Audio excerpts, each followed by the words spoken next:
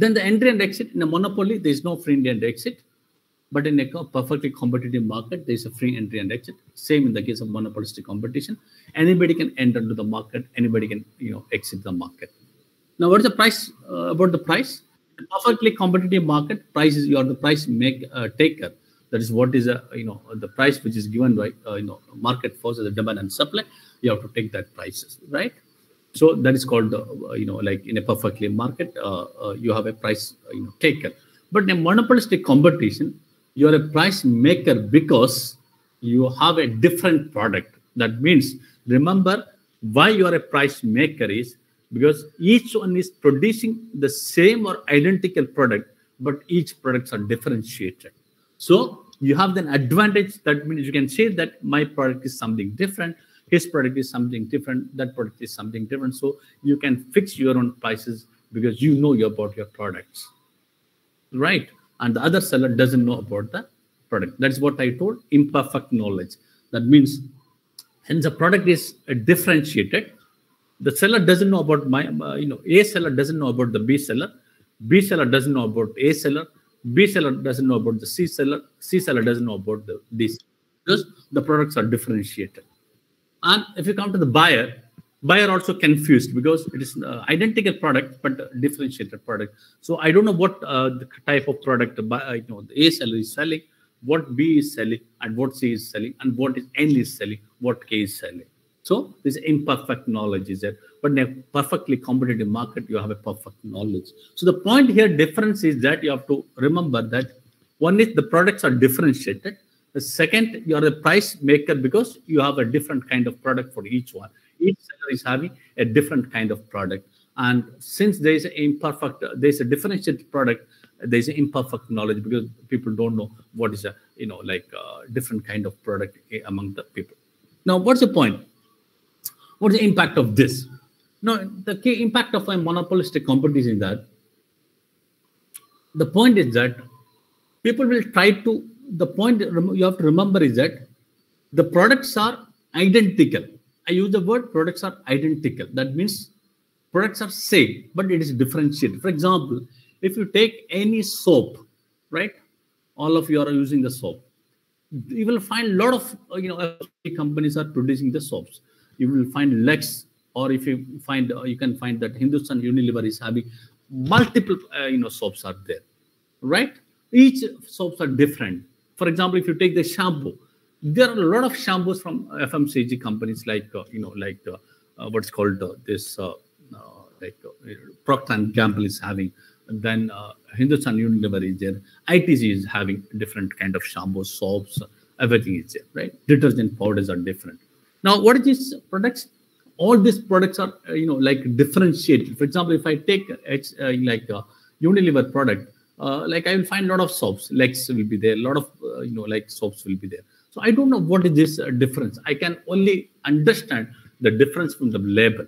But since the label is different and each product is having different, heterogeneous, so I can fix my own price. So the point is that in a perfectly competitive market, right, the price, you are the price maker. That means you can fix the price, but doesn't mean that you can fix the price at any cost.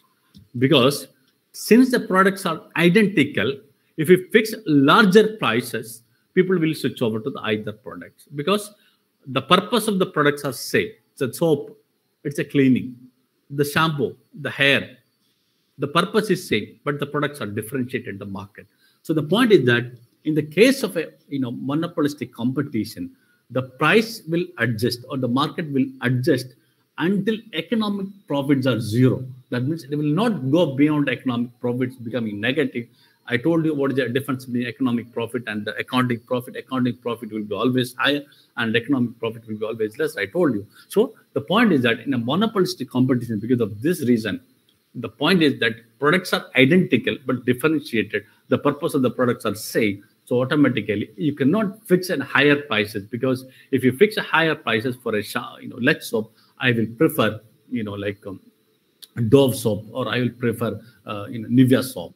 So That is what we call as a monopolistic competition. In a monopolistic competition, the price or the market will adjust up to economic, profit is economically zero, not accounting profit zero, because economic profit is basically implied, like in the meaning. That means where we take the both, explicit and implicit cost in the account. I'm sure that you are clear. Now, what is in a monopolistic competition? How do you? Now you can see that in the picture I have given you the two apples, right? One is a red color and one is a green color, right? So the point is that both apples same purpose. One you can say that's an American apple, or you can say that it's an Australian imported apple, right? So the point is that in a perfectly in a monopolistic competition, as I said, you cannot fix the price as such, because it will have a downward sloping demand curve. Because if you fix higher prices, I will switch over to the other apple, or if you fix higher prices, I will go to the other, what's called, I will go to the other soap, or I'll buy other shampoos. So in a monopolistic competition, it is like a perfectly demand curve. There'll be always a downward slope, because the products are different, but the purpose of the products are same. That's the problem with the monopolistic competition. I am sure that you will be clear. Now, what is the oligopoly? I'll take 1 minute break, 1 second.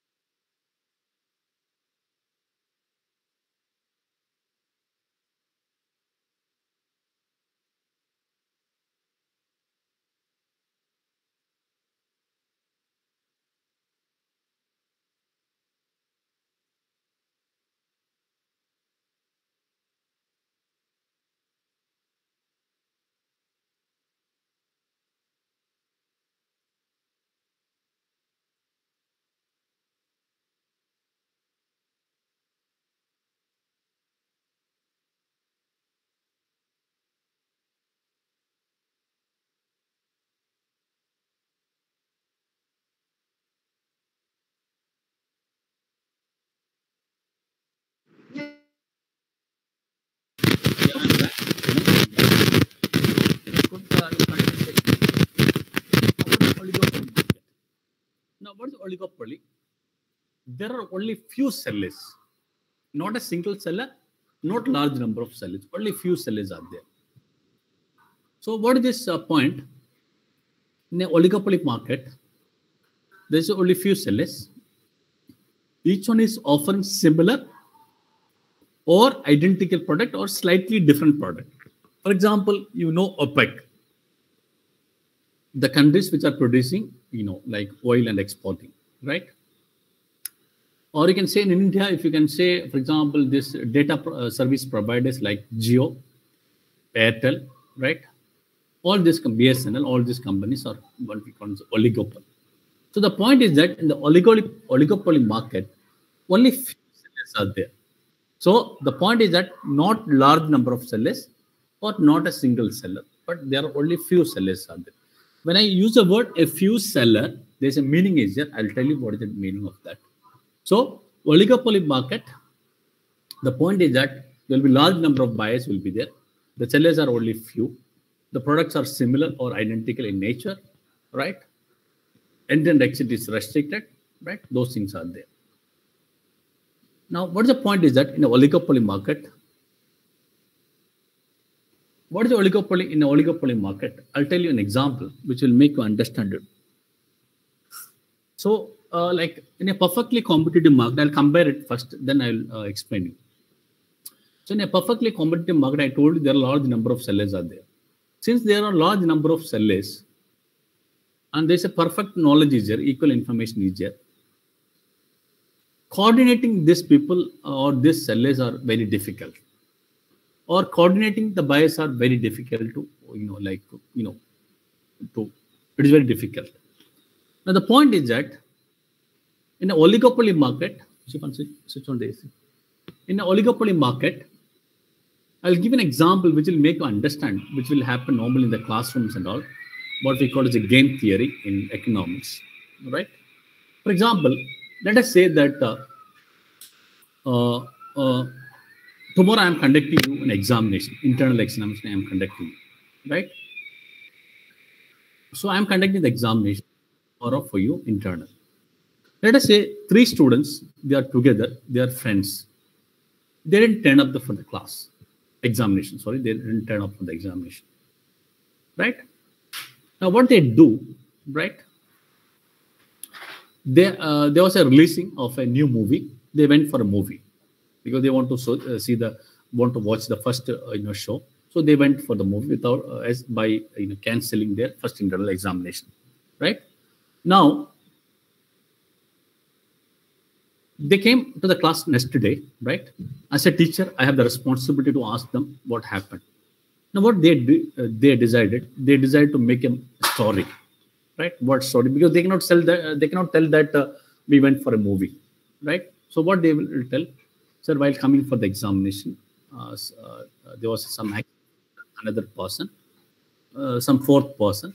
So we have to take him to the hospital, right? So they can make, or they can plot some story, or they can cook some story to escape from the teacher, right? No, I said, okay, as a teacher, I said, okay, it's a good that you, as a responsible human being, you have to help others when they meet the accident. Okay, they are also fine. And I asked them when you can write the examination, right? So they say, sir, we are ready today itself because we have already studied for the examination. Because of the accident, we couldn't write the examination, and we have to, support some, the fourth person who met an accident, and we have to take them to the hospital. So they plot the story. And the teacher is very interesting, and the teacher also knows these people are, maybe, plotting the story, or they may be real. We don't know what is happening. So in this case here, there are 3 people, right? 3 students are there, right? So the point is that we can say there are the 3 sellers are there, right? The few sellers, right? Now what happened? The teacher asked them to write the examination.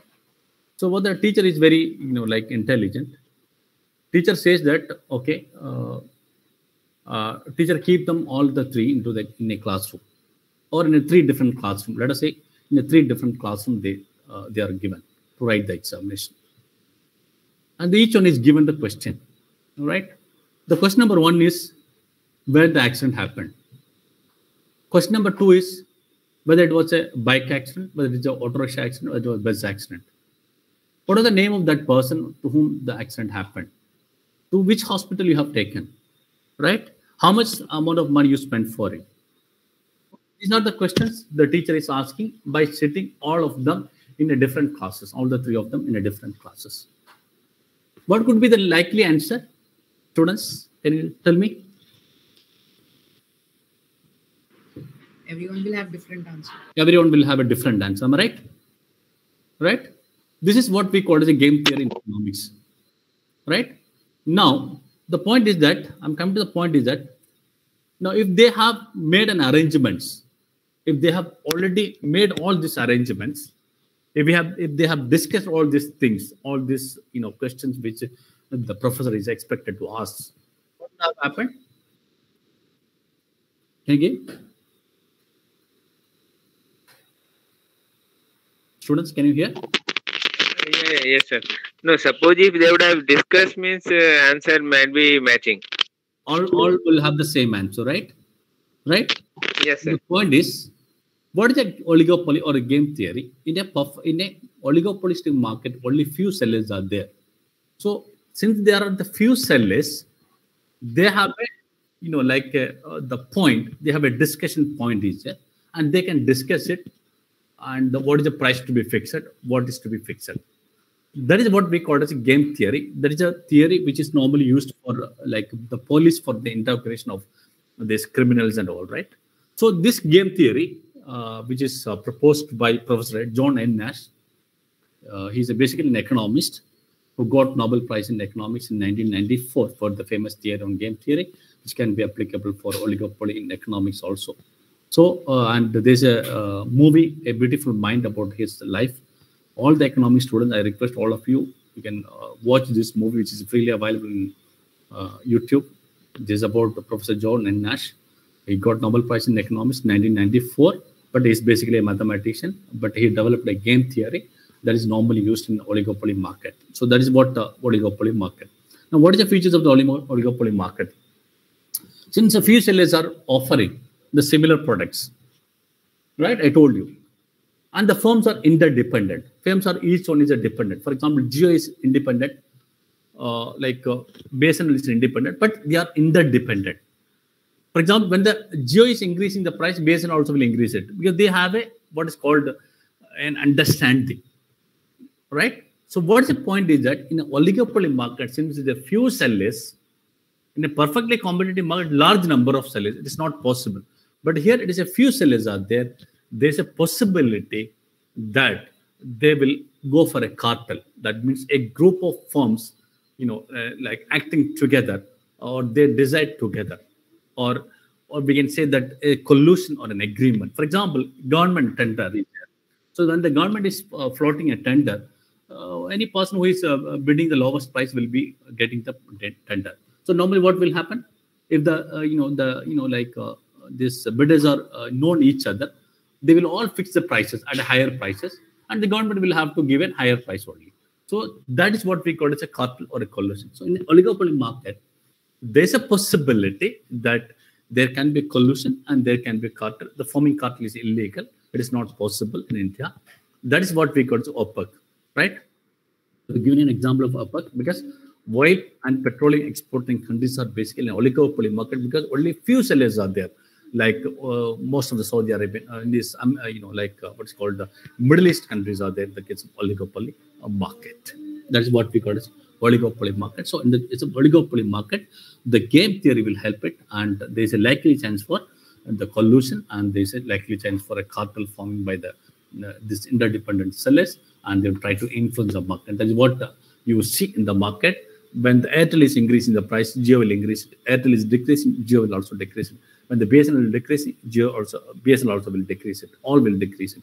That's what we call as oligopoly market. The classic example for oligopoly market in India is basically this data service providers, what we call Jio, Airtel, this BSNL, then all other companies are called as this what's called oligopoly market. Then we have a duopoly. This is very impossible market. I have given a long example, which was a long back. Now that example is not there because this kind of market is not normally there. So what is a duopoly market? Is a market where there is only two sellers are there. So it is the simplest of the oligopoly. It is not possible. Earlier we had an example of what's called Google and Yahoo. But today you have a lot of Mozilla is there, Internet Explorer, IE is there, a lot of things are there. So duopoly market you will not find it. That's why I don't explain duopoly market. So this is all about the market. So we have discussed about different type of market, perfectly competitive or truly competitive market. Then we have discussed monopoly market. Then we have discussed monopolistic competition. We have discussed oligopoly, and we have discussed what's the duopoly market and how it impacts the market. With this, I will stop with this market structure. And if you have any queries, I can take up the queries.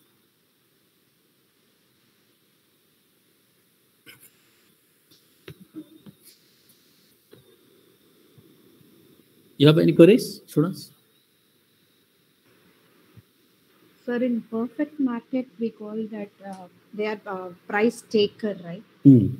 So what is the method in which price is fixed in that market, sir? So that is what I told in the beginning. The price is fixed with demand and supply. Right?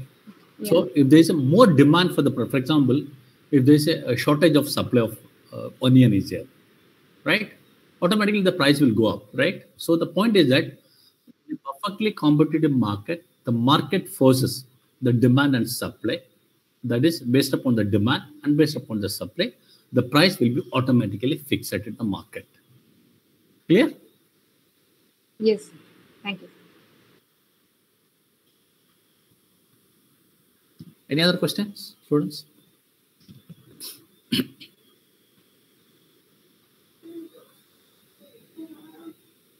Any questions? So I request all of you, please go and watch this movie, A Beautiful Mind. It's a very famous movie, and it's very interesting also. You can enjoy it. You just go and watch it. That will give you a beautiful mind, right? So you can enjoy it. So I have given you the title, A Beautiful Mind. It is the life about the Professor John N. Nash, who is a mathematician and developed the game theory, and that is basically applicable in economics. And he got Nobel Prize in 1994. You can also remember that normally economics Nobel Prize is given to economist.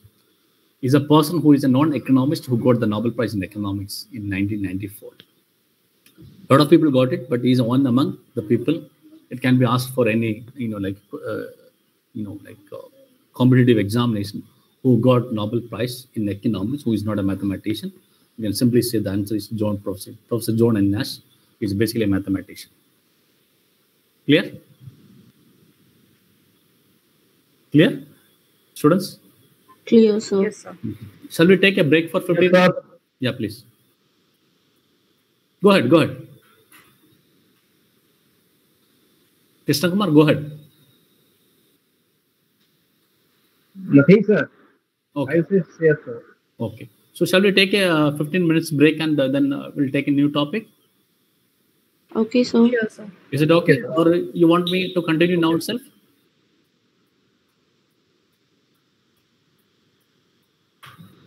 So we'll take a break for 10 20 minutes, 10 15 minutes. Then we'll come back, okay? Okay, sir. Okay. Okay, sir. I'll join by sharp 11. Okay? Okay, sir. Thank you.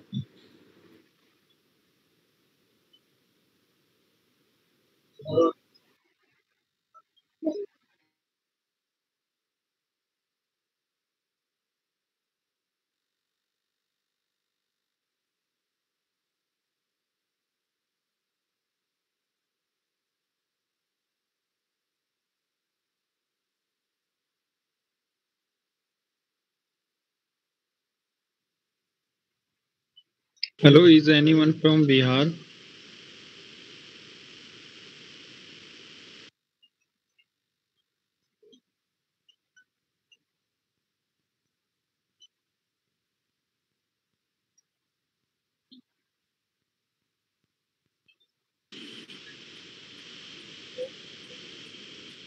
Examination is from 3rd June, na?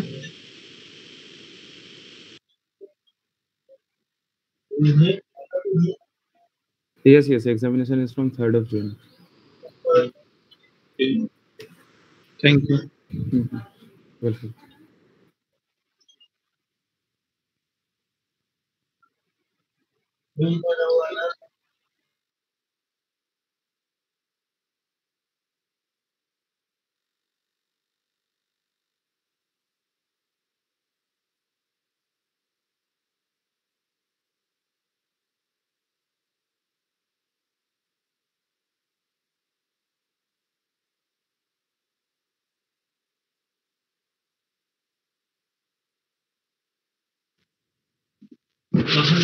Do you know anyone of you how to write case study? Because I'm quite confused in that part.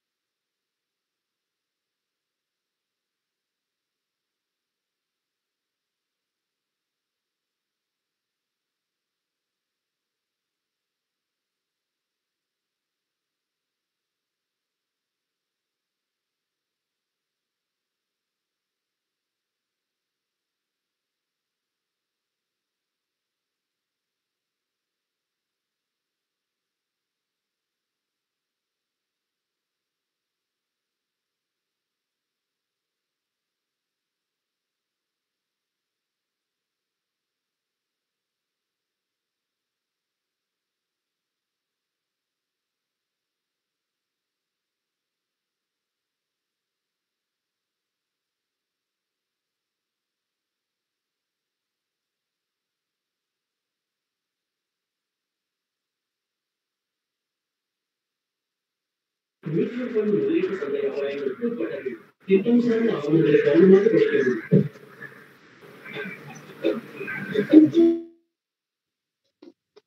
there anyone from Delhi?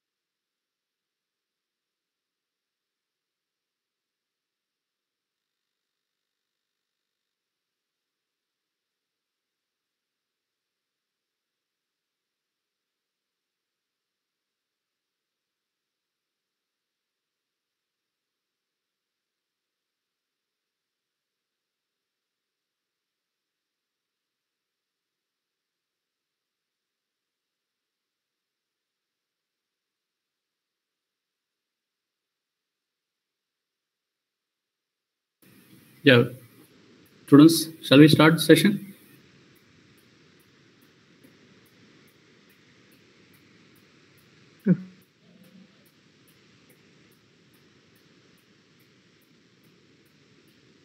Can you text me? Shall we start?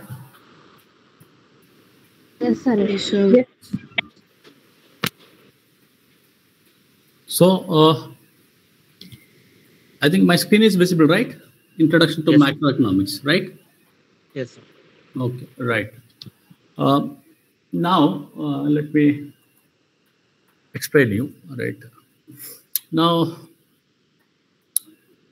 we have discussed so far a lot of things, right? From the beginning principles of economics to the last this different type of market. Now, what I have been discussing, right? Right, a lot of topics we have discussed. So I'll come to that in like in different way. Right? Now let us look at like like any field of study. For example, if you look at mathematics, right? There are a lot of subdivisions are there, vectors, number theories, axioms, right? A lot of things are there. If you look at psychology, like it's about personality, ego, like motivations and all, right? If you look at the law, there are like promissory note, banking, negotiable instrument act is there, the contract act is there, like a lot of subdivisions are there. Now, if you look at economics, economics is all about demand and supply. Then surplus, aggregate demand, aggregate supply, those things, right? Now, why I'm telling these things are right. Now, if you look at any branch of field, it is again made into sub branches are there, right? If you look at mathematics, sub branches are there. If you look at psychology, is there like so? But the point I'm making is that, for example, if you look at some 20 years back, there was only one doctor. So there was only one doctor. Now today you have a gynecologist, a dermatologist is there, physiotherapist is there, like pathologist is there, general medicine is there, ortho is there, right? A lot of forensic medicine, ophthalmology, like a lot of branches are emerged out of it. Now, in the case of economics, also like economics as a subject, right? Also emerged as a lot of subject. Now, what is the economics actually? I first understand you economics as a subject. Now, basically, economics is basically like any kind of science. It is basically observation, theory, and observation. Now, what is this basically? For example, if let us say that there is a war in the Iraq, now you observe what happened to the war and what is economic impact of that. So we observe what is happening. Then based upon that, what we observe what is the impact of that. Then we develop a theory. Then we again observe whether the same is applicable to in the case of Iran or some other places. So the point I'm making that economics is basically like a science. So when I say science, there's observation, there's a theory of development of theory, then there's further observations, whether it's a generalizable to everywhere, right? So the point is that economics also use the same scientific method for any kind of theory or anything. Now, in the economics, before coming to the micro and macro or managerial economics, first of all, you should understand all economic theories are based upon the assumptions only. So when I say that when the price decrease, right, demand increase, or when I say when the supply increases, right, the price decreases, all are based upon these assumptions only. So in the real world, right, sometimes it may be possible or it may not be possible. Meaning, all economic theories are based upon the assumptions, built on assumptions, and we assume that assumptions will hold good. That's all, right? But for example, in the case of cosmetic products or highly luxurious brand, right? When the price increase, automatically luxurious people will buy more. So the demand theory doesn't applicable is there. So the point I'm making is that all economic theories, irrespective of any economic for that matter, is built on assumptions. Without assumptions, economic theories will not work. So remember, when I say all economic, when I teach you, when I taught you economic theories, all these theories are based upon the assumptions only. Without assumptions, these theories will not work. So assumptions is a foundation for economic theories. It is not just for economics and for all science and all finance theories. Assumptions are very, very important. Now, what is a macro and micro? Now, we have been discussing a lot of theories, right? So I've been talking about, the price of the apple, right? I have been talking about the price of the ice cream. I've been talking about the oil, right? So what is the economic? As I said earlier, there was only one economist. Then it is branched out like micro, macro, then agricultural economics, then managerial economics, like so many branches are there. Now, the major classifications are called as a micro and macroeconomics, and we are going to talk about the macroeconomics. Now, let me tell you what is the microeconomics. Microeconomics is basically focused on individual firms or individual household or individual product.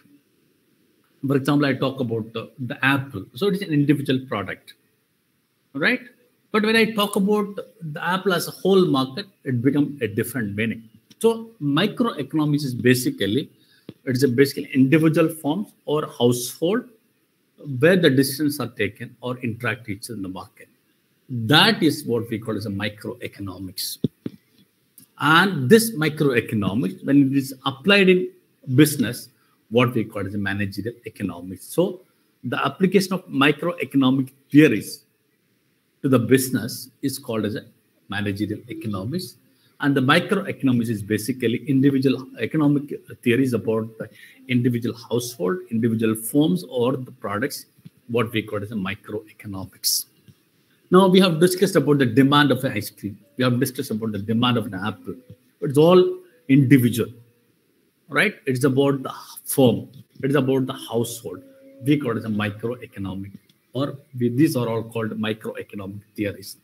Now, what is macroeconomic theory? Let us say, for example, I'm talking about the inflation as a country as a whole.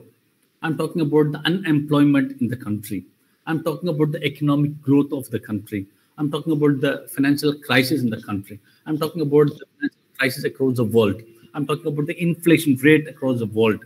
Then we can say it's a macroeconomic theory. That means where instead of taking individual household or a firm, we take it as the economy as a whole. That is the phenomena where we are talking about is basically called as the economy as a whole. For example, when we talk about the individual demand, we can say that's microeconomics. When we say aggregate demand, AD, or when we say aggregate supply, it can be called as a macroeconomic. There's a word called AD and AS. Aggregate demand means the whole demand in the country. The demand for the whole country is called as aggregate demand, and the whole supply for the country is called aggregate supply, what we call as macroeconomics. So the difference between microeconomics and macroeconomics is that in the case of microeconomics, we talk about the household. The theories are based upon the household and the firms. And in the case of macroeconomics, it's as a country, as a world, as a whole, what we call as a economy, or what we call in short form, we call as economy. Whereas in the case of micro, we call it household or the firms. So that's the difference between micro and macroeconomics. And when microeconomic theories or economic theories are applied in business, what we call as a management economics or business economics or economics of business, what we call as a managerial economics, or what is subject title of your subject title called as a managerial economics. So basic classification is microeconomics and macroeconomics, and there's a lot of branch out, as I said. Agriculture economics is there, location economics is there. So a lot of economics are there, but major classifications are micro and macroeconomics. Micro means small, macro means large. That's the difference between micro and macro. I'm sure that you are clear. Now coming to the macroeconomics. In what macroeconomics? So today, I think the unit, I'll tell you the unit. I think the unit 4, introduction to national income and all there. So in that, some macroeconomic theories are there. So I'll be talking about the macroeconomics. So in the macroeconomics, what we try to do, what we try to, understand it. For example, I have given some example. Why average income is high in some countries? Why average income is low in some countries? Or why in some countries inflation rate is very high? For example, if you take Japan, inflation rate is very high. Super inflation is there, all right? So in some countries, for example, sub-Saharan African countries, where there is less economic growth is there. So why there's a less economic growth is there? Why there's unemployment is there? Why there's a less production is there? So in the case of macroeconomics, instead of studying individual household or a firm, we study as an economy as a whole. That is what we call as a macroeconomic type answer. What is the aggregate demand for the whole country, and what is the supply for the whole country? That is aggregate demand, aggregate supply, aggregate demand, and aggregate supply. What we call as AD and AS in the economics. Now the point is that if the AD and AS is equal, right, there will be no economic theories. There is no relevance for the economic theory because there will be a difference between AD and AS, aggregate demand and aggregate supply. That's why we have all these economic theories in hand. All right. Now coming to the what we are going to discuss in this the next few hours, what we are going to discuss it. I'll be discussing about GDP, discussing about GNP. I'll be discussing about per capita income. I'll be talking about GDP per capita, the cost of consumer price index. Also, I'll be touching upon it. So these are the topics because macroeconomics is a very big topic. It is normally 2-3 years of program. Like each semester will have a split of 2-3 units. But today you have a 1 unit, so I'll be trying to give you a brief idea about macroeconomics and the fundamentals of the macroeconomics only. I'll be giving you, but it is not completely a macroeconomics. I'll be giving you only a niche part of macroeconomic theories. So first one, GDP. Now I told you this graph I have already given to you the first day. In any firm, in any economy, there will be firms, there will be household. The household will sell labor, land, capital, right? Factors of production. And the buyers are the firms. Firms will buy the factors of production. And the firms will, using the buyers of production, they will produce the product and goods and services. And they will make it, they will sell it to the market for goods and services. And there, the firms are the sellers and the household are the buyers of the product. So this is how the economy as a whole works. Now, then for land, labor, capital, you get wage, rent, profit, and for the goods and services, you get a price for it, and you generate income, right? So there is a spending, there is income each year, right? So I'm going to discuss about the GDP and how it is a GDP. I will simplify it to the maximum level, right?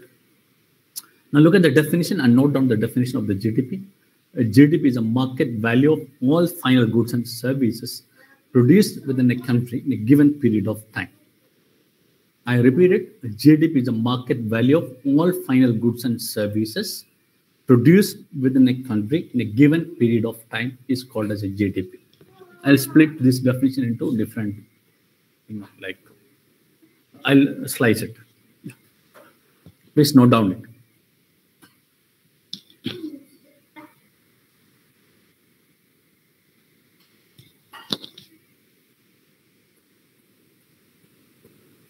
So I repeat it, GDP is a market value of all final goods and services produced within a country in a given period of time. You note down it, I'll split it now. The first one, the GDP is a market value. What is a market value? We take the final price. That means output is valued at the market price. All right, for example, you produce a pen. All right, though your cost of producing the pen is 20, you add your margin, supplies margin, everything, and you sell it as 30 rupees. So we take the market price, which is sold at a market. That's called as a market price, 30 rupees. So GDP is calculated at a market value. Remember. Second, all the final goods, all the final. When I say the final, it is not intermediate goods. For example, when you produce a pen, right, you have a plastic, you have an ink, everything is there. So we don't calculate the price of each one, but we calculate the price of a pen. But if you calculate the price of each one, then there will be double calculation will happen. So it will count only the final price. For example, in the case of a car manufacturing, if you calculate the price of each tire, then the price of the car will be including the tire. So it has to be deducted. So only the final output or the final goods, not the intermediate goods.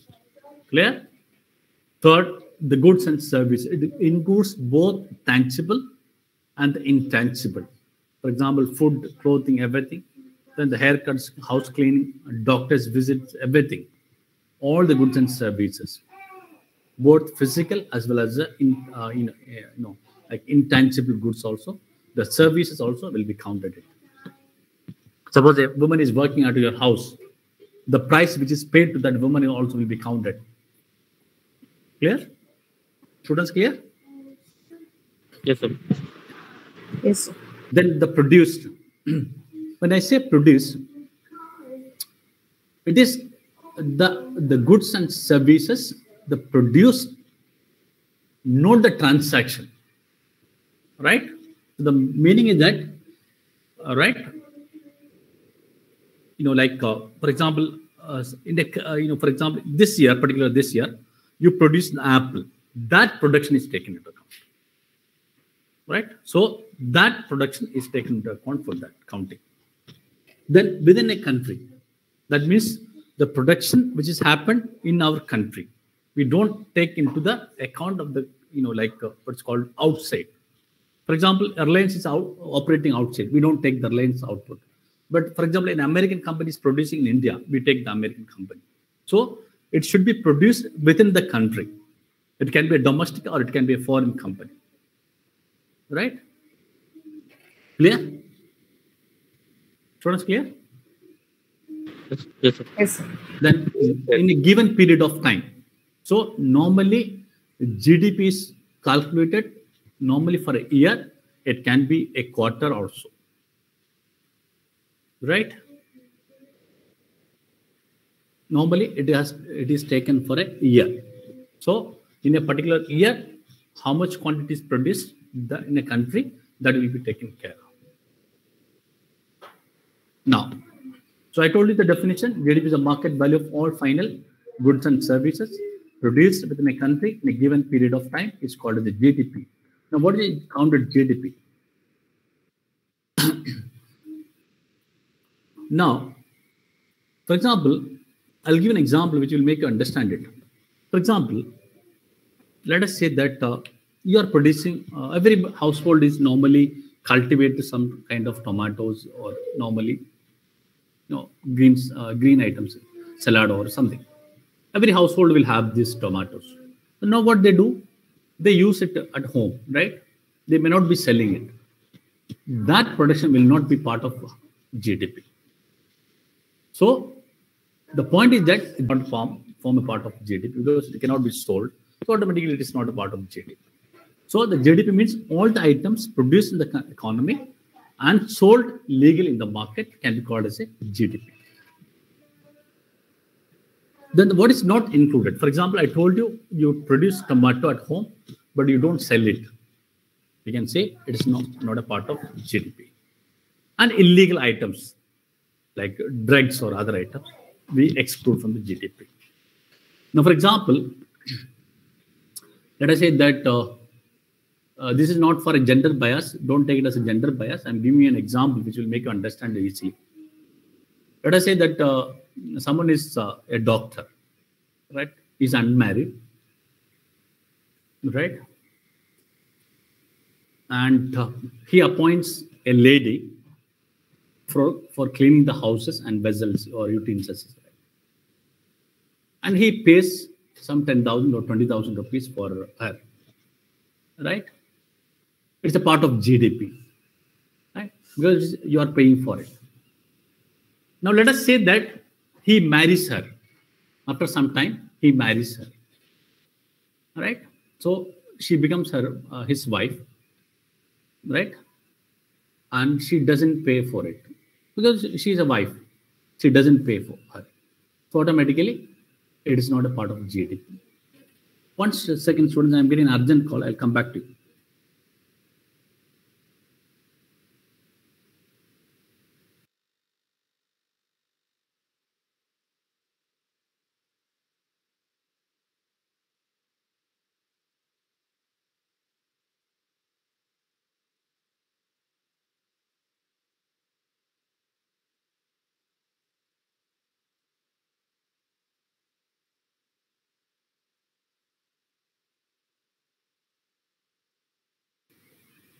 So students, that call couldn't be connected.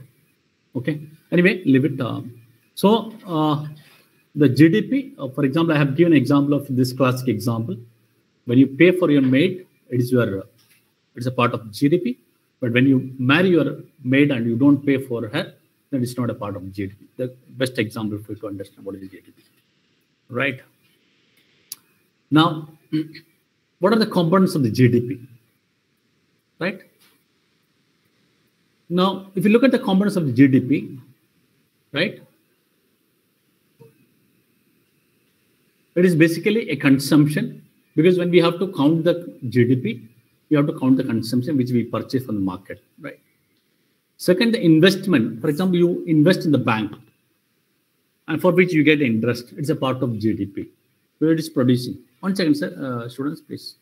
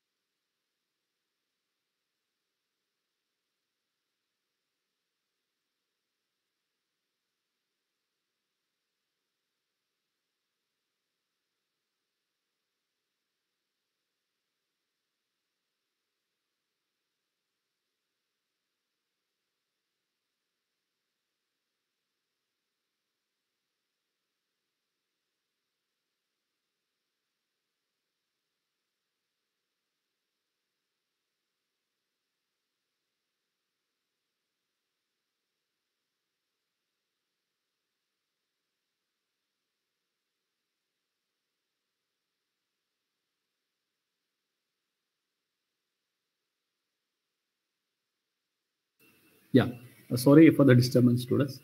Yeah, this GDP includes the consumption which we consume as a, for example, if you buy a biscuit, automatically is part of consumption because it is sold. Second, investment. For example, you invest in a bank as a deposits. You have to. It's a service. It's a product of the bank. So it's a part of government GDP. Then, for example, government is purchasing. For example, university. Government is purchasing buildings. Government is constructing building. Government is buying the printers. It's a part of GDP. Then the exports, net exports. What is net exports? Net exports means, for example, suppose you produce this country, right? For example, some car you produce it, and you sell it in the market or outside market. It's also part of GDP because it's net export only, right? So the point is that in the case of a GDP, we take the consumption, which is a sales, investment, it's like a service bank deposits, then the government purchases, and the net export is a part of GDP. That means the GDP in economics is denoted by Y.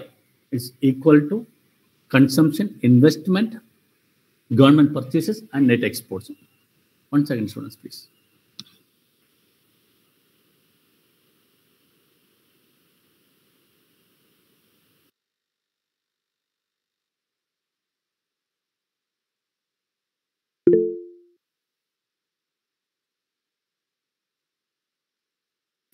So the point is this GDP is equal to the consumption plus investment plus government purchases, and net export is called as a GDP of a country. Clear? I'll go to the next topic. So the consumption. I just explained you the spending by household on goods and services, right? What we call as a consumption. Investment like inventories, for example, capital purchases, capital expenditure, investment in the bank savings account, fixed deposits, all will come as investment. Then the government purchases, like, for example, what's called the government buildings, government printers, like all those things will as a government purchase. And export, what is called as a, what we call as a, for example, you produce a, car and export to the countries. That is also part of, this GDP. So I'm sure that you are clear with GDP. So GDP, I repeated, the market value of all final goods and services produced within a country in a given period of time. And what is included? Only produced in the country and sold in the market. not included self-consumption and illegal. And the components of the GDP, it's consumption, investment, government purchase, and net exports. Right? So there will be two type of GDP. GDP is calculated two type. One is GDP, nominal GDP. Second one is the real GDP. So what is the nominal GDP? For example, the price of the pen is 40 rupees. Right? You calculate as a 100 pen into 40. That is called as a nominal GDP. What is the real GDP? Real GDP means there is a constant price. There is a base year is here. For example, base is 1991. So the price of the pen in that particular year into is called as a real GDP. So that's basically a constant price. The nominal GDP is current price, and real GDP is basically a constant price. So when we take about, for example, base year as a 2001. So if you calculate with the base price of the 2001, it's called a real GDP. When you calculate with the current year, that is 2023, it's called as a nominal GDP. Then what is a GNP? GNP means gross national product. What is a gross national product? The total income earned by nation's permanent residents called as a gross national product. For example, in the case of GDP, suppose if Ambani is having like a factory in what's called in Australia, so they will send the income, right? So it is not a part of GDP, but it's a part of GNP. So the GNP means the gross national income. That's the total income earned by nation's permanent residents called as a national income. Now, GNP. Now, for example, if there's an American employer is here working in Infosys, so his income is not included because he is sending to his country. But an Indian who is working in US and sending the money, it is included a part of GNP. So the point is that in the case of GNP, right? So in the case of GNP, a foreign national working in the country will not be included, but a Indian working in the foreign will be included part of it. So the difference is that included in the case of GNP, right? So the citizens earned abroad also in the case of GDP. In the case of GDP, right, we don't include it. But in the case of GNP, we include it. So the point is that in the case of GDP, we don't include the foreign income, but whereas in the case of GNP, we include the foreign income. In the case of GDP, we include the domestic, like foreigners' income in the country, but we don't include the case of GNP. That's the difference. Now, per capita income. What is per capita income? It's a measure of amount of money earned per person in a nation. So the per capita income for a country is called total national income divided by its population. It's one of the measure of the growth of a country or development of the country, what we call as per capita income. So the total income of the country divided by the total population, we call it as per capita income. Now, what is GDP per capita? GDP per capita means the GDP divided by total population, right? So the GDP is spread across all the individuals, all the the population of the country, what we call as a GDP per capita income. So the per capita income is basically the income of the country total divided by its population. GDP per capita means basically total GDP of the country divided by total population, what we call as a GDP per capita. Now, the cost of living. Now, one of the important measure of any country's economic development is called cost of living. People will say that in America, the cost of living is very high. In Japan, people will say that the cost of living is very high. In India, if you look at, people will say the cost of living is very average. So it's one of the important measure of the growth of a country. So we calculate always cost of living. Now, what is the cost of living? How it is calculated? So the measure of cost of living is basically inflation. Now, what is inflation? Remember, inflation refers to a situation in which economy's overall price level is rising, keep on increasing, right? So the inflation refers to the overall price level of the economy is keep on increasing. Suppose if simply increase it, it is not an inflation.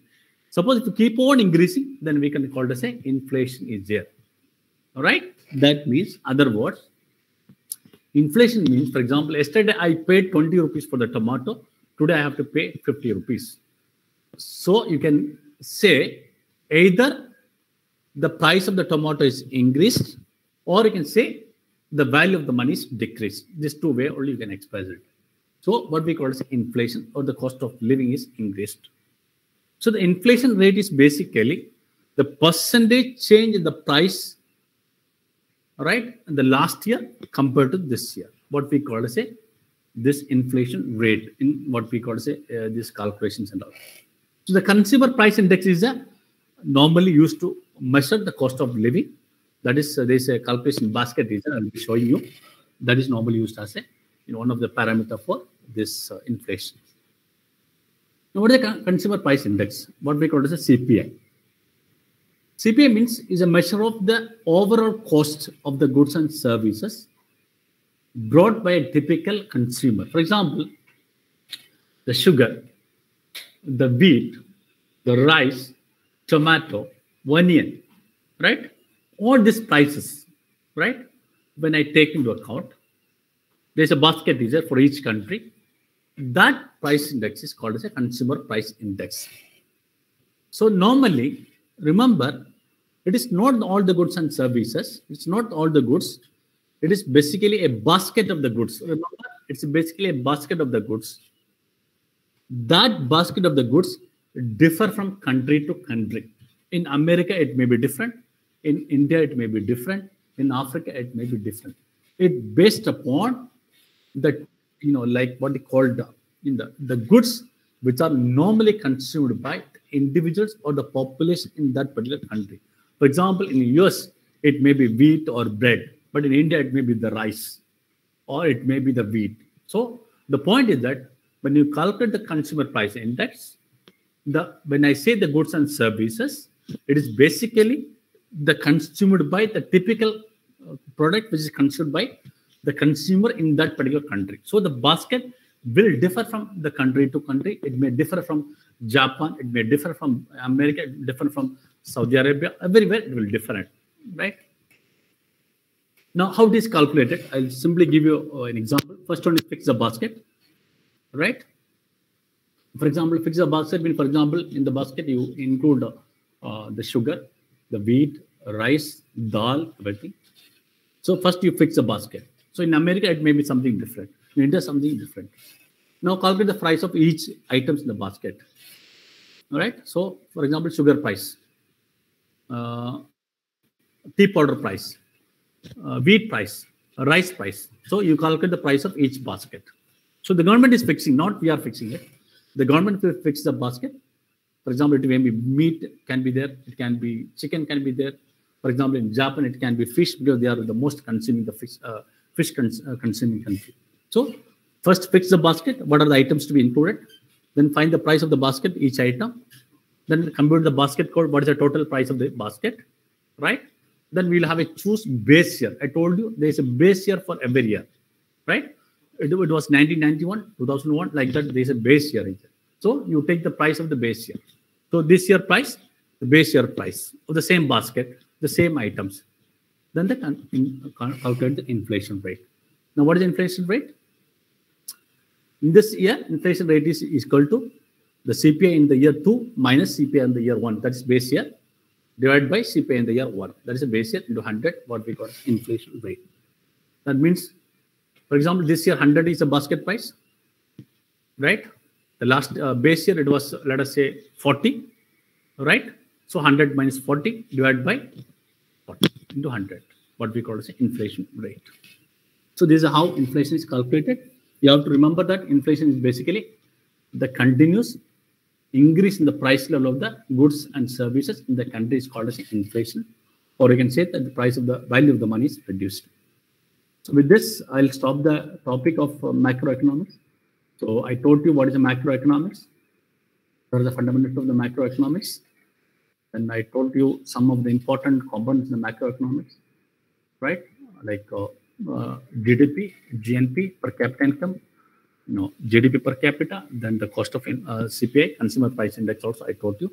Remember, it's a very wide topic and nobody can teach you in complete, but I have taken some effort to teach you macroeconomics. But we have to teach you aggregate demand, aggregate supply and all those things, but there is no time for it. With this, I will stop it. I will take the question and answer.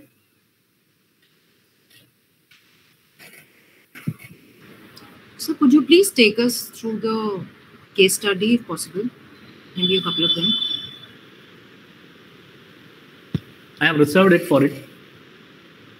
First, I will take the questions. Then I'll go to the case study. Okay. Okay, thank you. Today's just 15-20 minutes. I'll be taking case study. Per capita income, can you explain once, sir? Per capita income. Per capita income.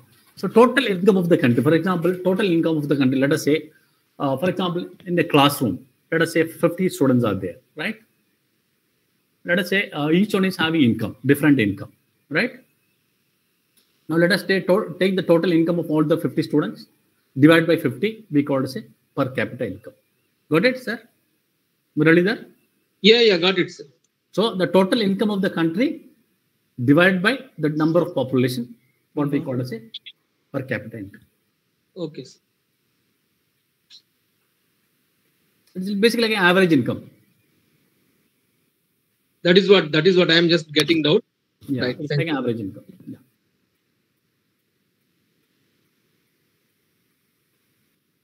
No, GDP is not excluding the house purchases. It is not excluding the house purchase. For example, if you produce something in your house, for example, you produce a shirt, you stitch a shirt using a machine, and you use it yourself, it will not be part of GDP. But when you buy the same shirt from the outside, it's a part of GDP. Clear? CPI is the cost per, that is what you are mentioning, cost performance index, sir. What is that? CPI? No, consumer price index. Consumer price index. So I got that value, previous value minus current value by previous value into 100, I got. The price. Yeah. See, Soman asked one question, how NRI income will calculate if they don't file the income tax now. Actually, I told you that illegal or blacks and all will not be part of anything. It cannot be do anything. So you cannot be, you cannot do the policing. That is why we have a lot of agencies like Enforcement Directorate, CBIs and all those there, because they are doing their best to do it. But for example, if somebody is keeping some money in the, for example, like Mauritius, we cannot do anything, right? So many are clear?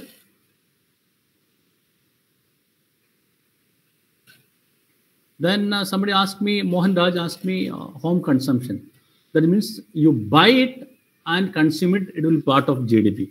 But you produce yourself, you consume yourself, it will not be part of GDP. Got it? Mohan Raj? Mohan Raj, yes, got it? Yeah. So if you don't have any other doubt, can I go to this case study mechanism? Yes, sir. Yes, sir. Please, we want that only. Okay. So first I will show you how a case study for an MBA student, right? Then I will show you what case study will be asked for an examination, right? Both I will show you, right? Because normally a case study will have 60-70 pages will be there. For an MBA student, I'm talking about it, okay? 60 to 70, 20, 25, 30, 50 pages will be there. Like mini case studies will be there, medium-sized case study will be there. Like big case studies also will be there. So I'll show you one case study, which will make you understand it.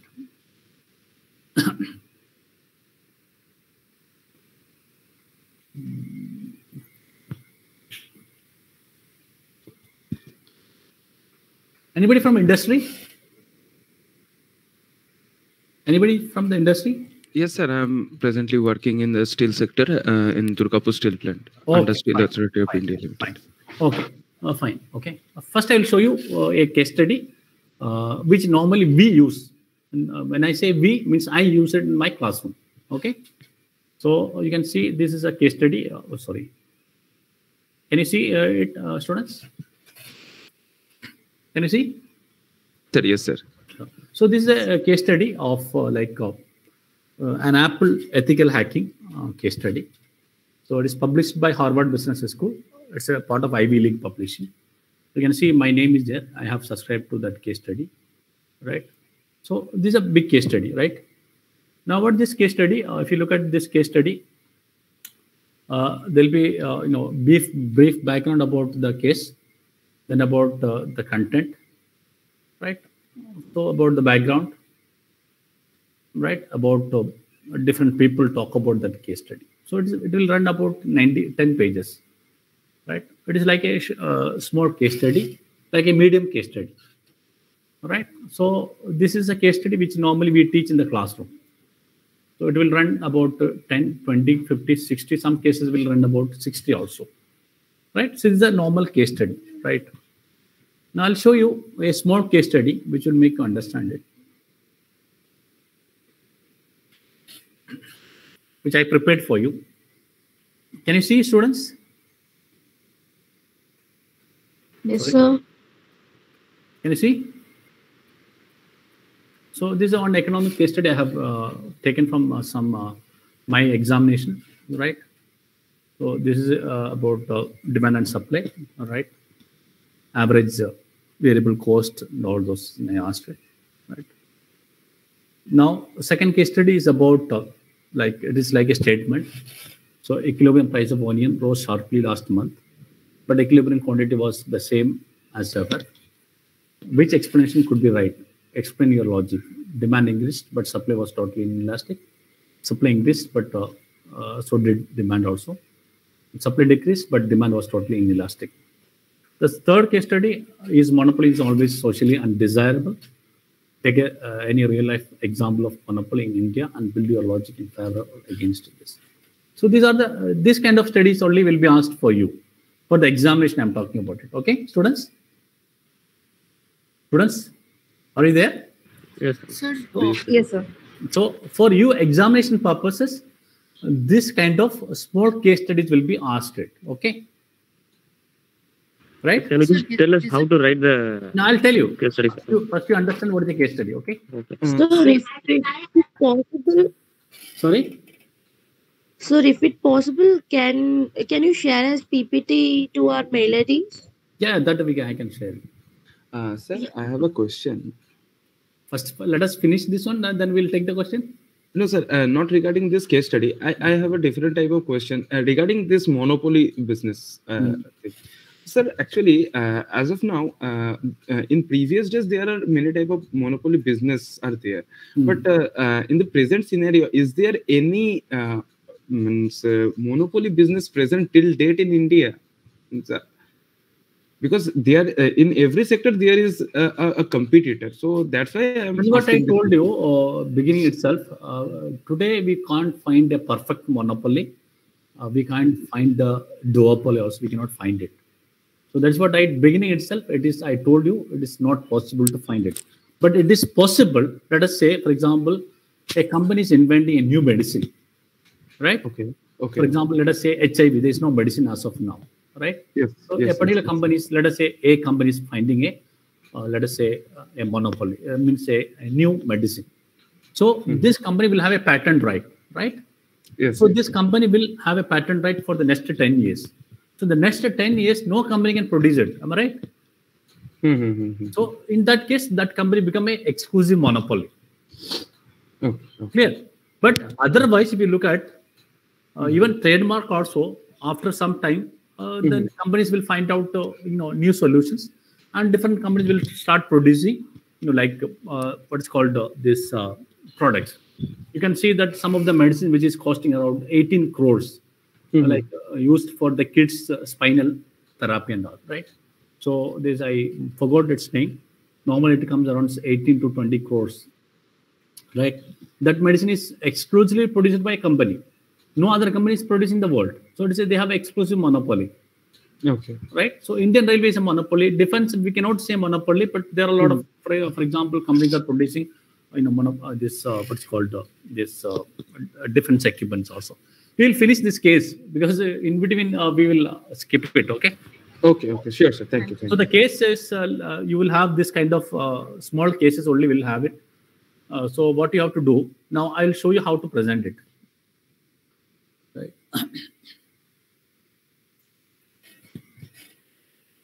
Can you see, students? My PPT? Yes. Yes, sir.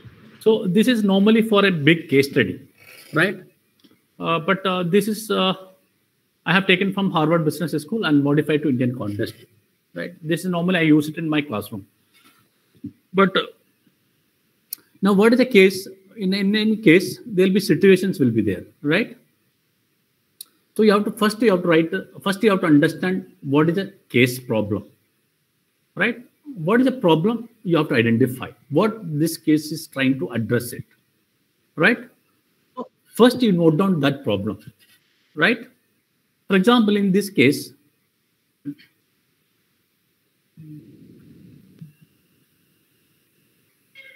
it's basically, like Apple ethical hacking. You know that Apple, the phone, using Apple phone, somebody has done some terrorist activity. You must have read in the newspaper, right? Now, Apple phone unlocking is very difficult. So it went to the FBI, Federal Bureau of Investigation, and FBI asked Apple's help for,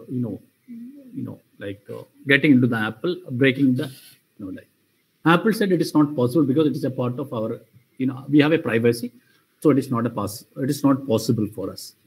Now there is a dilemma. There are two problems here. One is you have a national security, so that Apple phone is used for national security, against the national security. Second, Apple is talking about the privacy of the individuals. So there is a problem. One is the privacy of the individual. Second is about the national security. Got the point, students? Yes. I'm talking about this case. Yes, okay, this case which I'm showing you. This is a case that is where an Apple phone is used for terrorist purpose. Now the investigation agency wants to unlock the Apple phone, and the Apple is not ready to unlock the phone. Apple argument is saying that we have a privacy, data privacy, and we have an individual privacy that cannot be compromised. Then the FBI says that it's a national security, you have to compromise it. So Apple is in a dilemma whether to give the unlock password or whether to compromise the national security over the privacy, right? Now, what you have to do, in this case, this is a problem. First, you have to give an introduction about the problem. Then you tell the problem in a brief background, about 1 or 2, 3, 4 lines, you tell the problem statement. Then give a different solutions to the problem, right? Solution means arguments, which should have a backing. So the first one is introduction about the case. Second, the problem statement of the case. Second, your arguments about the problem. And finally, you give a conclusion to the problem or your arguments. This is what you can do best in the case study. So the first, remember, introduction. Second, the problem statement. Third, your arguments. The fourth, conclusion. If you do this 4, then the best can be done for you. Clear, students? Yes, sir. Students, clear? Yes, sir. Yes, sir. But if you want, I can take a class in the next class. I have a presentation about the case, how to do case presentation and all.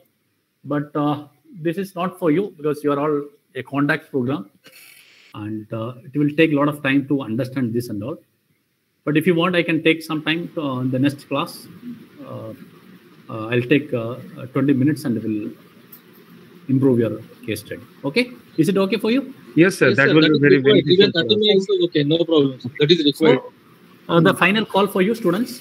My topics are almost over. And remember, students, syllabus can be never completed. Syllabus is only indicative.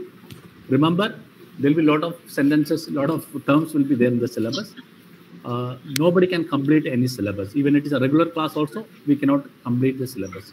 So normally what we do in the classroom, we say we are here not to complete the syllabus. We are here not to complete the syllabus. Right? So we are here not to complete the syllabus. Right? Because we cannot complete it. Syllabus is always indicative. Okay. So remember, so what you have to do in the next class, I will not be taking any session. I'll be taking only case study. Okay. Then you go through your syllabus. If you have any queries, anything, whatever we taught in the class or whatever is there in the syllabus, you can come for the next class and we will have a 1 hour discussion and we'll wind up your session. Okay. Excuse me, sir. Yeah, please. Excuse me, sir. Yeah, please go ahead. Sir, can you give the answer for that case study, sir? Because model for that, any one. So Answer I don't have, as of now, I don't have answer. So any model, sir, so that we can write in exams, no, sir? That's what I told you. You can write introduction first, then problem statement, then your arguments, then final conclusion. No, sir, we didn't, we are new to the subject. So only we can't. Any model, if I see means we can. Yeah, I'll do one thing. In the next class, I'll discuss you. Okay. Yes, sir. Any answer? Yes, sir. Sir, any one so that can make us confident to write in that exam, sir. Yeah, let's see. Because actually, we need, sir. We need that. Students, please understand it. I take the class for university students. Okay. So we take the cases means like. Sir, it's a too short time for the exam, sir. Only 1 week is there. Nobody. Yeah, I'll try. I'll best. That's why we are asking, sir. Because actually, for us, actually, when we take the case study, it will be one case will be for 10-15 days. So I cannot, completely give a conclusion. As a PPT that for answer. I'll give you. Share, sir. So that we can study that and. Sure. I'll give you the next class. Make us understand, sir. Okay. Is it okay? Okay, sir. Okay, sir. Thank you. Thanks a lot, sir. Okay. And students, please give your feedback about my class. Whatever the improvement I want to take up in the next class. Okay. Please give your feedback about my class. Okay. You can give it in my mail, gafurajit@pondiuni.ac.in. If any drawback is there in my class or if any advantage is also there, so that it can be improved for the next class. So I request your genuine feedback about my class. Okay. Thank you. Thank you so much for all of it.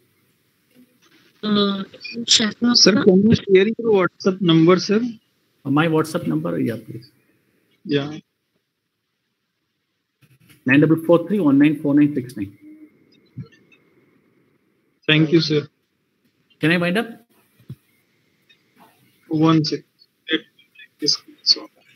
9443194969.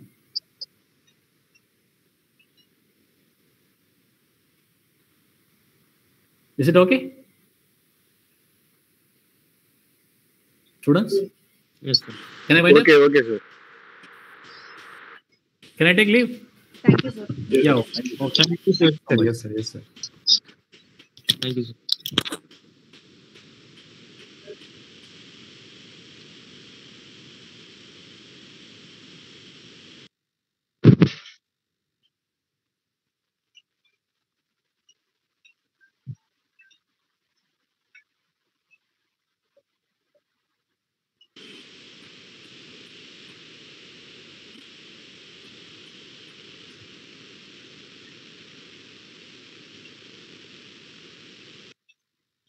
Can anyone share this recording?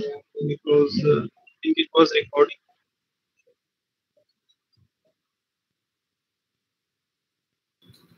The recordings are in the Pondicherry University's YouTube. Okay, YouTube channel. I got it. You can go there and just go through the live area. You can get all the recordings of the classes. Definitely. Thank you so much. Welcome.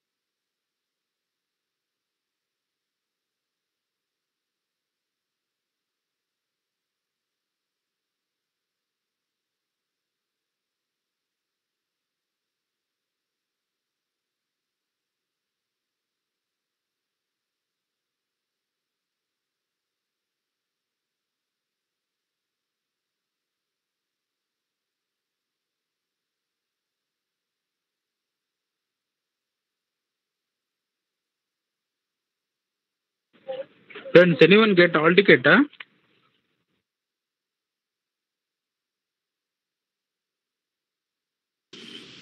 Not yet. No, bro, not yet.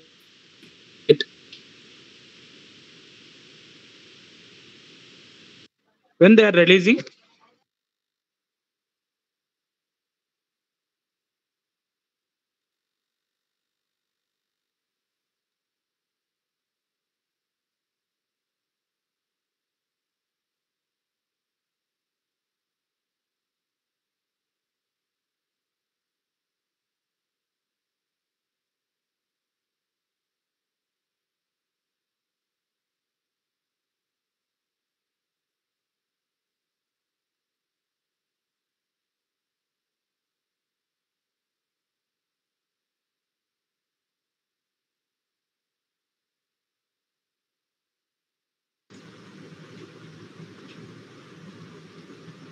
Good afternoon, everyone. Yeah, good afternoon, madam. Good afternoon, ma'am. Good afternoon, madam. Good afternoon, madam. Okay. So now today we are starting with a new topic, groups and teams. Okay. Okay. So are you able to hear me? Audible? Yes, ma'am. Okay. Right. So see, this is one kind of evolutionary topic, I would say. This is a very good actually. Yeah, what do you say? A change that has taken place instead of the normal structure which we have been using some decades ago, like departmentation, divisions. Apart from that, groups and teams are a kind of departmentalization done mostly for smaller assignments, right? Not permanent. These are for smaller assignments, for short tasks, which has a time limit, right? Or a, what do you say, destination that it has to be completed. So much of things are done. So for these kind of things, these kind of groups and teams are formed. Okay. What is a group? Two or more people with common interest, objectives, and continuing interaction, right? So, what is a team? Work team is a group of people with complementary skills are committed to a common mission, performance, goals, and approach for which they hold themselves mutually accountable. Both are like same, right? But how the terms are used for which is different here. Okay. See, just I have given you a picture to understand what a teamwork is, right? You can see that these acrobatics we often see in the circus, right? It never ceases to amaze us because the one person who is jumping from one group to the other is having such a trust on his team member that that person is going to catch her or him, right? If the team member doesn't have that much of trust, this will not work out, right? So this is a teamwork. So what is a team? Where a team, the people know each other, complement each other with their skill set. That is very important, right? Why they are made into a team? Everyone has a kind of skill, a value, which will complement each other, and so put together a beautiful outcome will be taken out. So that is why these teams are a concept which are a very big hit, a successful one. Okay. So what we have to understand when you are putting people together, right? There you are making them like a family, right? For some time they have to work with together. So there will be a lot of dynamics in that. What is that group dynamics? We have to understand that. The first one is group cohesion, right? What is cohesion? The understanding between each other, the affinity, right? The affection or affinity, the closeness between each other that binds the group. If the group members doesn't have this cohesion, they don't understand or they don't relate with each other, most probably the group will not be successful, right? It will be like, most often it will be like a department again. Everyone will have their own limits. Everyone will just do their work and go without seeing what is the holistic picture is, what would be the whole output is. Are able to understand? This is the difference. In a normal work day in a department, what we are supposed to do? You go sit, you know your work scope. So we do your work, you give the output and we move away. We don't know what would be the entire department's output at the end of the day or at the end of the month and what is our goal. Nothing is given. So if the cohesion is not maintained, if the group cohesion is not developed, then it will be like just a department. It cannot be called as a group or team. Another problem, a disadvantage in groups or teams are social loafing, right? We call co-traders. What are they? Like, most of you would have experienced this in group projects in your undergraduation or when you are studying in college. There will be a group project given, 4 or 5 people together, right? In most of the groups, do you think all the 5 will contribute exactly 20% of the work and it is together becomes a project? No. Mostly what happens, 2 people or 1 will do the entire work. Only minimum things will be given by the other people, or say 2 to 3 people. The other 2 will be simply sitting enjoying, but the names will be in the project. So this is called a social loafing, right? The workload is not evenly distributed because it is among themselves, right? So what happens?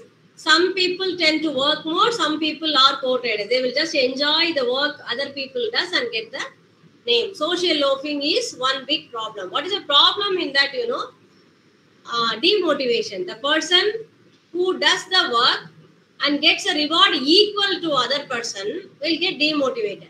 If you remember, we have seen this in Adam's equity theory. Remember, when we are teaching motivation, we saw that. When everyone is giving the output, they want the same level of output. When the output is equal to others, it is not equity. So the person who is not getting that will be demotivated, right? So he will not work the same way in the next project you are giving. That is a problem in the social loafing, right? People will easily get demotivated and the next time they will not be working like that. Then another one big problem in the groups and teams are loss of individuality. Because whatever you do is seen as a group work, group contribution or a group outcome, as a team's outcome. So the individual contribution, right, will not be given. So the recognition will not be given. And on the other hand, accountability will not be there. If there is any error or if you want to account any one person, accountability will not be there, right? And inhibition and responsibility for the individual behavior is also a problem. These things will be there. When a group is there, everything is together. So individual accountability, individual responsibility, individual recognition, individual reward, individuality, all these things are missing in the group dynamic. So this is another one problem in this one, groups. So how these groups are formed? What is we call it as group life cycle? How the life cycle of groups are done. This would be like, the time frame can be anything around 6 months to 5 years, any groups or teams. Okay. There are even less than that, like task teams. We call it as task forces or task teams. These teams may have a project only for 1 month or minimum, less than even 1 month. So particular task, you can see that task forces are often in police forces and protection forces for particular assignment. A team will be created. Once they solve that particular case, that's all. The team will be dissolved. So these are task teams. So the period differs. The time period differs for each of these groups. But any time period, let it be. This life cycle is common to any group or team. Okay. What is that life cycle? The first step is called forming, right? Formation of the group. So I have given a picture. You can see that everyone will have something else in their mind, what to do, right? So when see they like there's a garden project. Let us take it is a garden project. So what happened? Everyone is thinking their own ideas. It's forming. The group is forming because they don't know each other, right? The second one is storming. So once a period crosses, okay, once the hi, what's your name, all these crosses, after a certain period of time, storming will be there. Everyone will lose their inhibition and everyone will start pouring their ideas, right? Start talking, start saying, start, putting their foot on the ground, storming. Once the storming period is over, they will normalize, norming period. They'll a little bit calm down and start talking and giving input, right? So that period we call as norming period. So norming period is the starting of the work actually. Till that it will be like introduction and getting to know each other. Once the norming is over, then the real work starts, performing, right? So the performing period is where they will give everything. Once the team understands each other and they relate to each other, get the affinity with each other, what they will do, they will complement each other. One person will do the other one will do, so it will become a group work. And what happens at the performing will be the output. You will get the output during that period.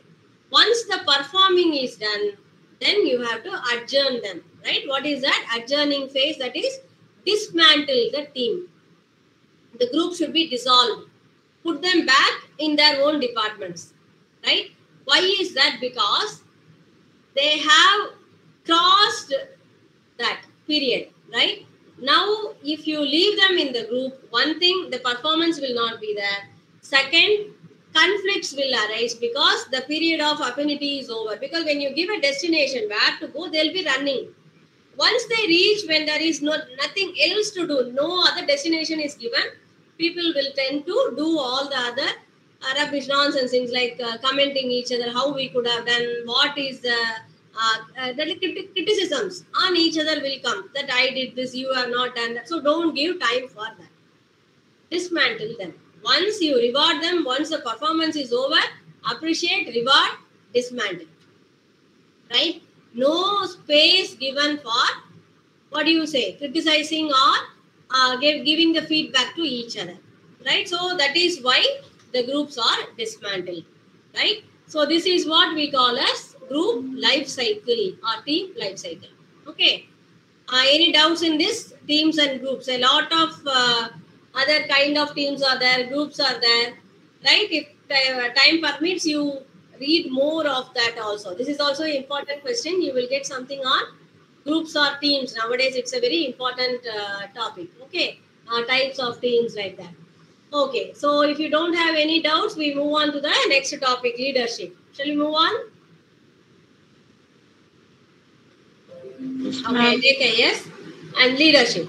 Leadership again is an interesting topic, very important topic, you know.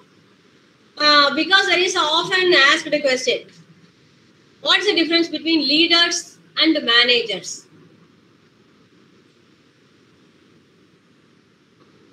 Anyone can say. What's the difference between a leader and a manager?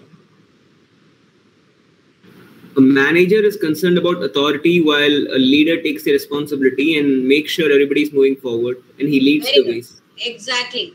Leader has a little bit more than the manager. Not only managing, he has the responsibility of leading the people who are following him. Right? The subordinates obeys, fears the manager. But the followers follow the leader. Do you see the difference between that? That is where a leader is a better manager. Can all the leaders become managers? Yes. But can all the managers become leaders? No. Right? The leaders are already managing the people who are following him. Okay. So a leadership, you know, is like an art, you can say. That's why we say managers can be made when you study. But that leadership charms, you know, leadership qualities has to be a little bit built in. So that is why you can say some people are born leaders. Some people can be immediately, when the opportunity is given, they can immediately shine as leader and others will struggle to do so. Okay. So, all right. So, why the organizations need leadership than management? Leadership gives the confidence to the employees, you know. Confidence and leadership gives, what do you say, the affinity, the onus for the employees, the satisfaction between these two, you know, as I told you, if you are afraid of a manager, you have to obey him due to the fear of the negative punishments. But when you are following the leader, it is your own will you are doing so. So the accumulation of bitterness of following or obeying a person because of fear is totally nil in case of if you are following a leader. Do you get my point? Say, for example, I'll give you easily something to understand. See, in theaters, if a new film is released, you will see the youngsters, teenagers and youngsters, who will build a cutout, who will carry the milk jug, go over the cutout and pour on the cutout, you know. That morning, that boy would have denied in his house to buy milk. But he is willingly doing that in the theater, you know. That is followership. In home, he feels like a subordinate. He doesn't want to do that. But it out of his will, out of his, he likes his leader or the actor. They think he is a leader. So follows them and they does that, you know. Following, I need not tell you people, because the following is such a, social word.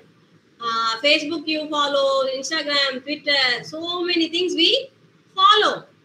So I don't think you get the literal or right meaning of the follower here for leadership. Okay, this is something where you accept what that person says involuntarily, right? So that is what a leadership is. So think, if an organization has a leader, how easy it would be to align the people to achieve the goal of the organization, right? That is why we cherish, we like any organization to have leaders than managers. It is a very easy way to control or make the people work more towards the organizational goal, right? So what is the leadership? Leadership is a process of guiding and directing the behavior of people in the organization, right? So this is what we were trying to understand in all these topics in OB, right?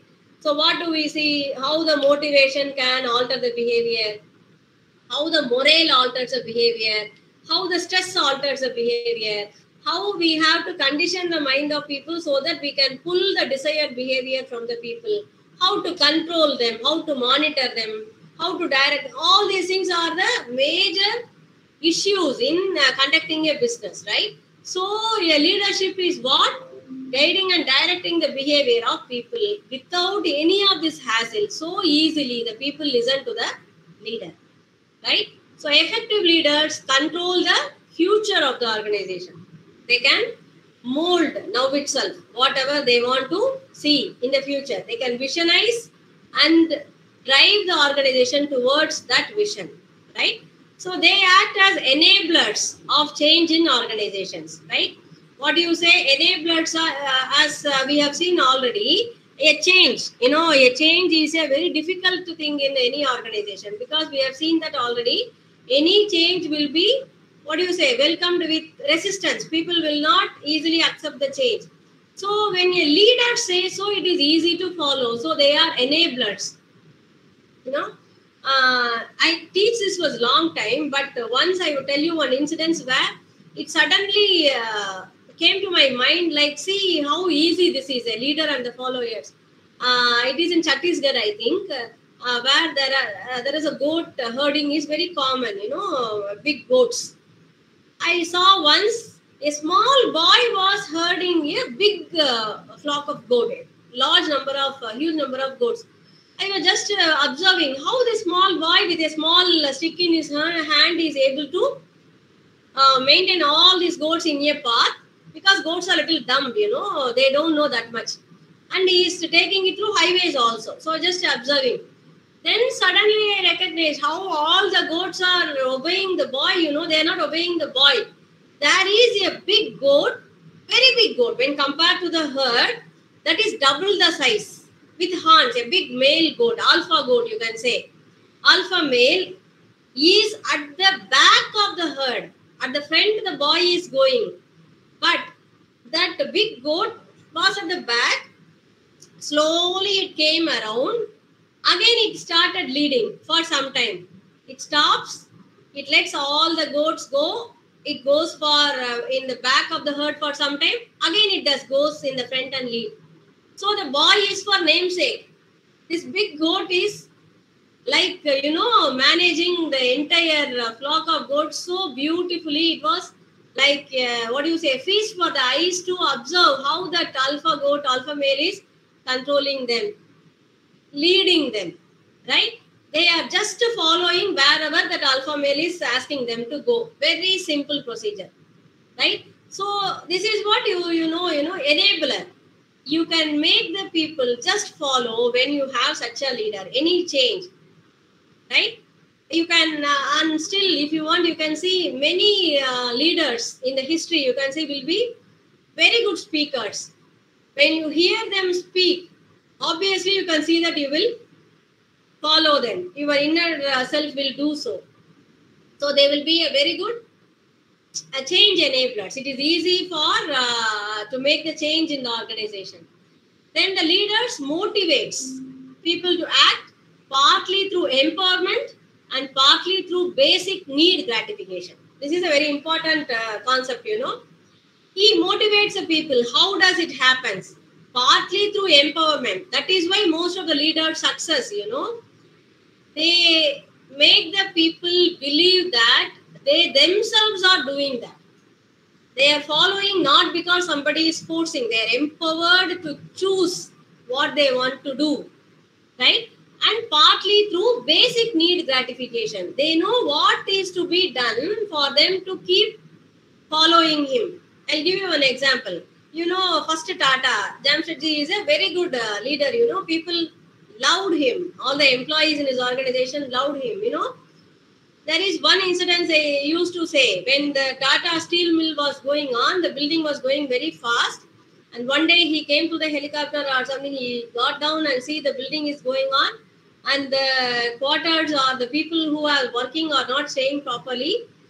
On that instance, he asked to stop all the work for the steel mill.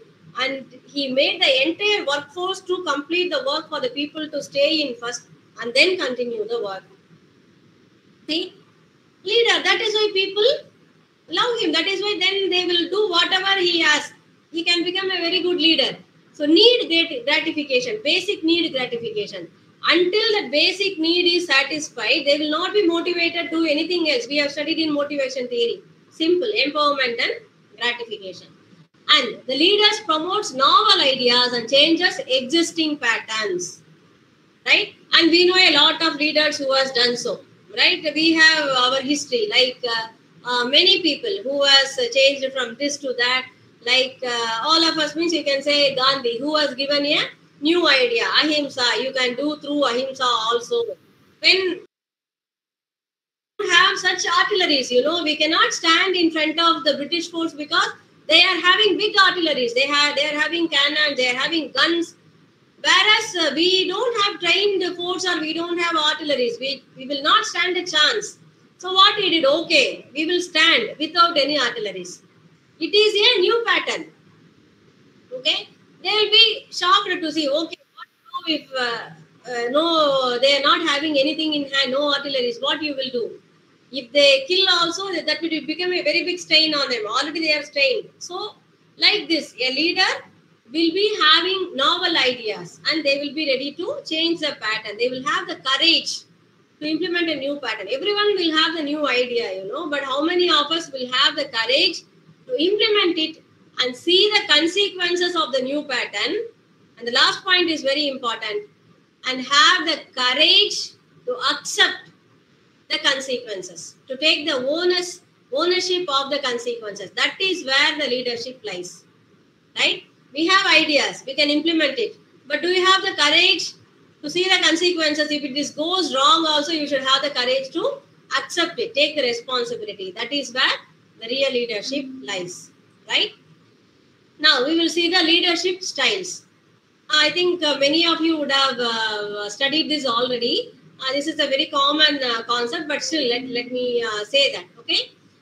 See, you know that the first one is authoritarian leadership. Authoritarian leadership is where you will have high level of control, right? And high level of output also, right?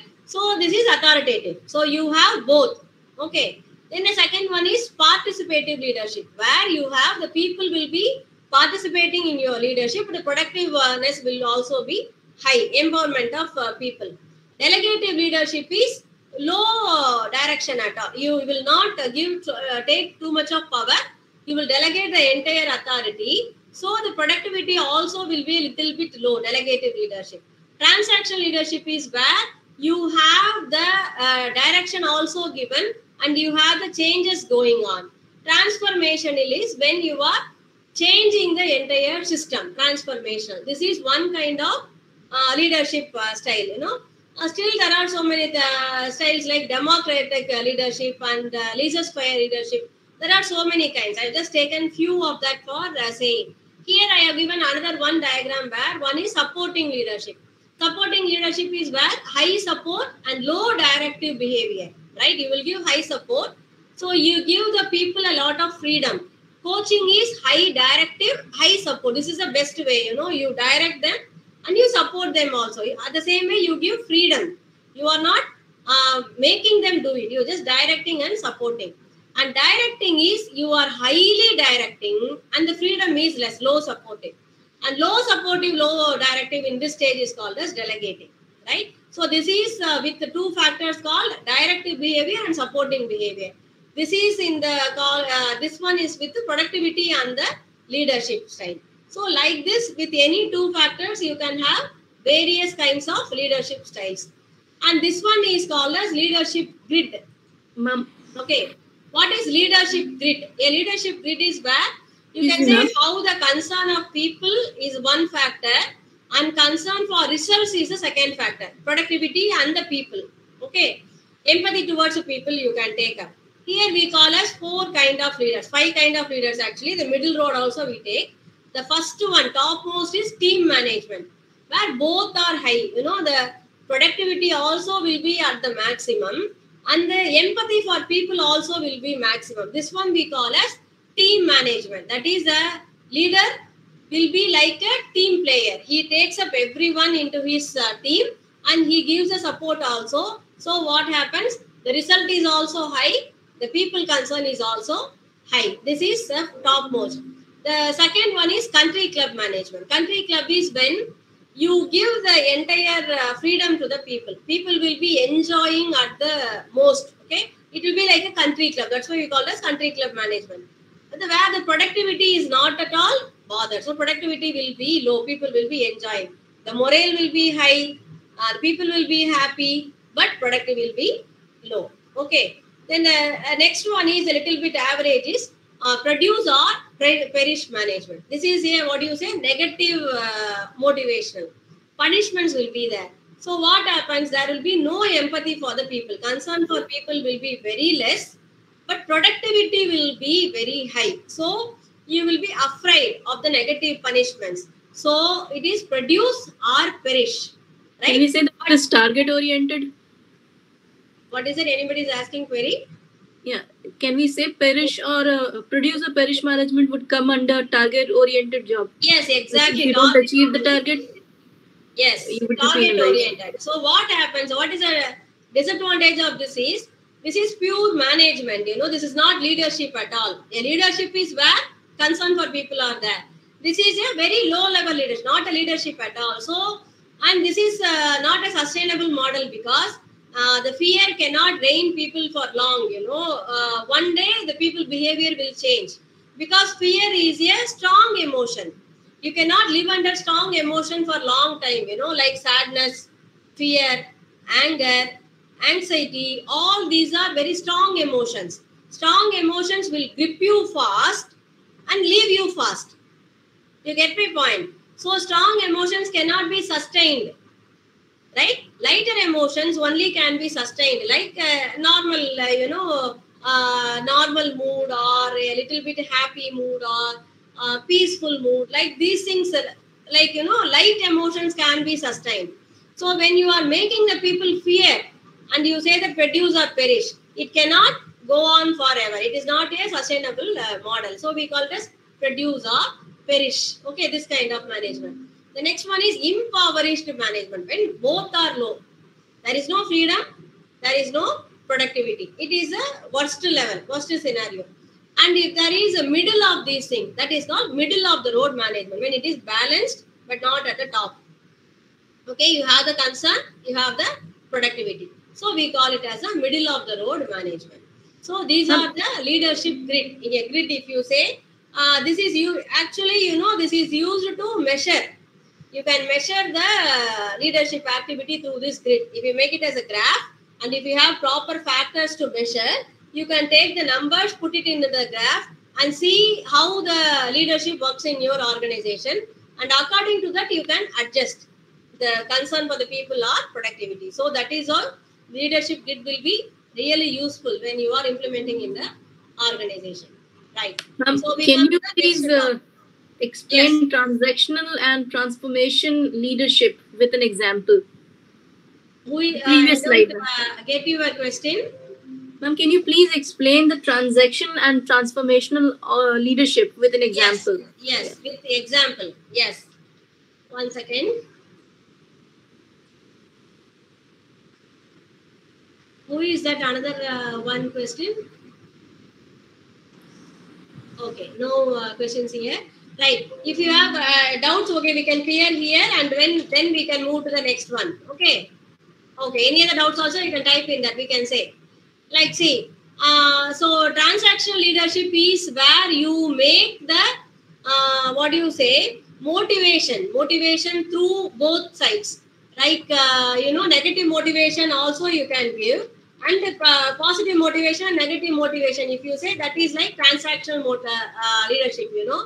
Like when you are saying that one person is promoted because he has done something very good, so you are promoting him, right? So he will be assisting you. And if you are giving some demotion, or you are cutting some reward for a person, so that kind of leadership where you are adjusting the behavior of a follower by motivational factors, we call it as transactional. Transformational is, like you make the people transform, you make them to change themselves. You give the freedom for them to change, express themselves, come with new ideas, get into new areas, give them transfer from one place to the other, encourage them for being innovative, right? Bringing in new technologies, all these things, opening up to change, transformations. That is transformational leadership, right? Okay. Any other doubts?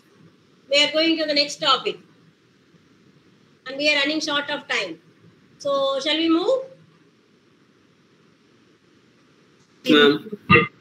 Yes. Okay. The next topic is power and politics. I know I am a little bit rushing because this is actually, last session's PPT I am still using. So we have to finish this and move on to the 7th session. Still we are lagging behind. So that's why I am rushing. I know I am talking fast and rushing. So I give you the time. Whenever you feel a doubt, please ask. We'll stop and then move. Okay. Right. So power and politics is the next topic we will be seeing.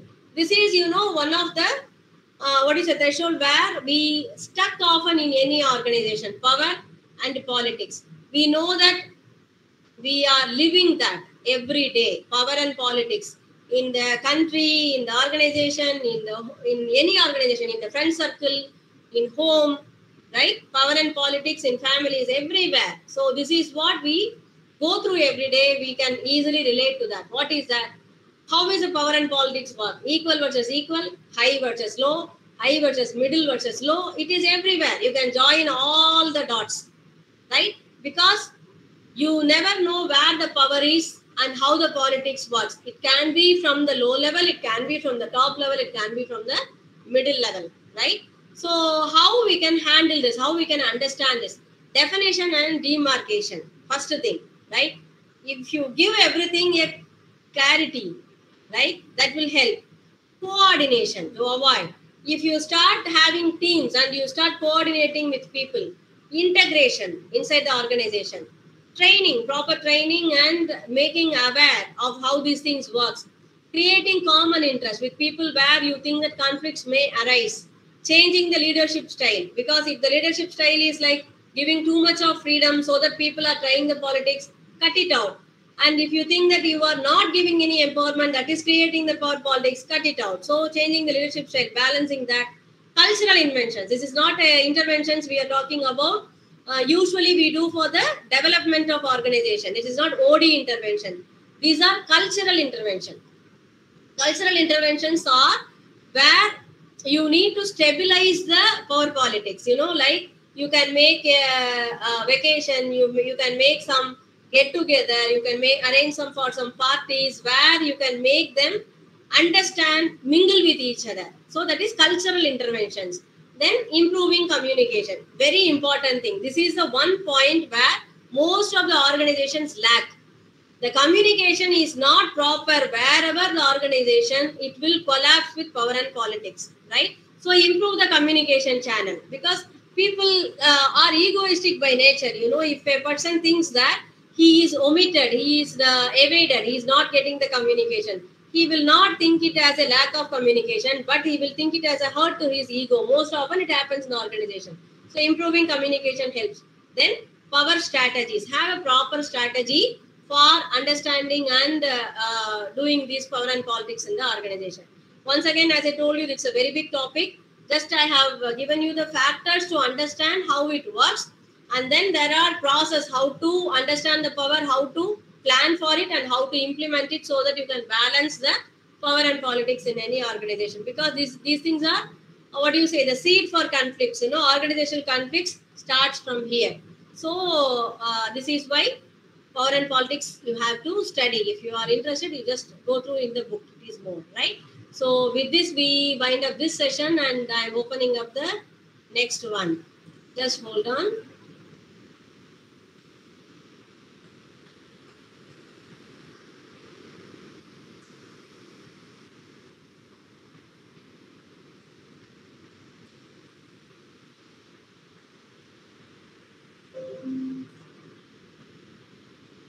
Are you able to see the presentation? Yes, ma'am.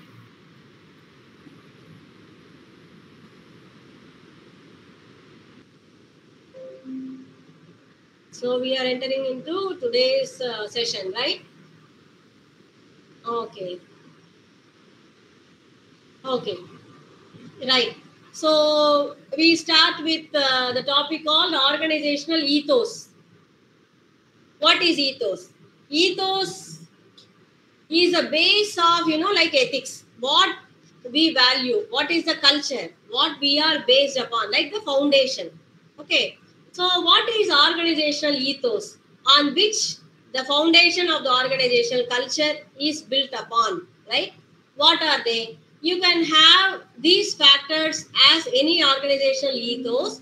So these are some few things I have given, you know, like any organization can have this openness, transparency. Transparency can be from anything, like how you float a tender, how you recruit people, how you get the contract, how you pay the income tax, how you give the shareholders the money, how you take the debt, how you treat the debtors. So many things. The transparency in the organization, that would be a very good base for like a foundation for how you build the organization. Confrontation, like how you solve the conflicts, how you confront the other problems. Trust. Trust is again among each other, among each employee, how you trust your employees, how the employees trust the employer, how the trust with the government works, with the shareholders work, all the stakeholders for that matter. Authenticity, right? What is the originality of your inventions or the product or innovations? Proactivity, how much you do. Autonomy, like empowerment to the people or to the company for that matter. Collaboration, are you getting merged with the technology of other people? Experimentation, all these things are basic factors of ethos of an organization, right? So where we go next from this ethos, we move to climate, right? These ethos are not right, you know, like it is written and every day we discuss and do. Like these are most done without saying. Actions speak more than words, right? That is what exactly ethos is about. You don't go on dum-dum say that we are a transparent organization. It doesn't work that way. The transparency of the organization work when you start being transparent, right? When the organization top management is transparent enough, what happens? It cascades down, right? So the people working under also will be transparent, right? You say the recruitment rules are transparent. You say this is how we recruit people. Everything is on the website, on the domain, public domain. That is where transparency happens, right? How you have selected, you have conducted a test, this is the marks, right? So like that. So this is the base, and from that a organizational climate forms. First, let me tell you why we have to study these things. We are going towards one thing called organizational culture, right? This culture is like any social culture. It takes time to form. And there should be a foundation. That is what I told you about, the foundation. Then on that, a climate is formed. You know, an organizational climate. Every day when you enter into an organization, it is like a weather outside. Sometimes it would be gloomy, sometimes it is bright, sometimes it is rainy, sometimes very happy. Are you able to understand? All the days, organization will not give you the same vibe. Are you able to relate to me? Are you able to follow what I am saying? I am talking about the overall situation, the weather inside the organization, not the hotness or coldness. Do you get my point? Anyone? Yes, sir. Yes, ma'am. Right. Okay. I'm being understandable, right? Yes, ma'am. Very much, ma'am. Yes. So this is one thing we should understand, right? Like what are the factors that will make you understand the climate, you know? The motivation. Say, for example, you go to the organization one day, you see a big poster on the notice board saying that if you finish off like a particular measurement of units, right, there will be a winner. Okay, so they will be awarded. So what will happen? You feel motivated. So many people will be talking about that. Everybody will feel motivated and they will start working, right? You can see the climate is elevated, right? Achievement, any achievement inside, a award is given, or influence. Somebody is influencing. You have to do this, that. Sometimes it could be control. See, suddenly they say a notice board in a circular is there. From tomorrow onwards, whoever is coming 5 minutes late, half a day will be cut. Right? A common circular. What will happen? Suddenly you will feel depressed. You will feel like gloomy, like it is going to be raining and no sun is there. Because you know you have a lot of work at home. You cannot come exactly on dot to every day. 5 or 10 minutes grace time is necessary. Right? The bus may be late, train may be late, or your child may be crying, you have to take to school. So many things are there. So when this is there, the climate comes down. Dependency. You are not giving autonomy. No authority is given. You have to depend on somebody often. Affiliation or the vice versa. Dependency or affiliation. Morale. Interpersonal relationships. Again, sorry, control is 2 times I typed. So, all these factors affect the organizational climate. Right? It can be any time. You know, sometimes you see that rain, sun, both will be there and you will have a beautiful rainbow. Nobody knows how the climate will be. So the point is, every day the organizational climate is tend to change like the climate outside. Right? When you see now in Pondicherry, it is a hot peak summer. Suddenly, maybe rain, we call it a summer rain. Suddenly there may be a downpour. Right? Yesterday it was burning hot. Tomorrow it may be raining. So the organizational climate is also like that. It can be changed with a small affecting factor. Like I said, you know, a small bad news like the CEO is not well, or the CEO is changing, the company is bought by some other company. Suddenly the climate will change.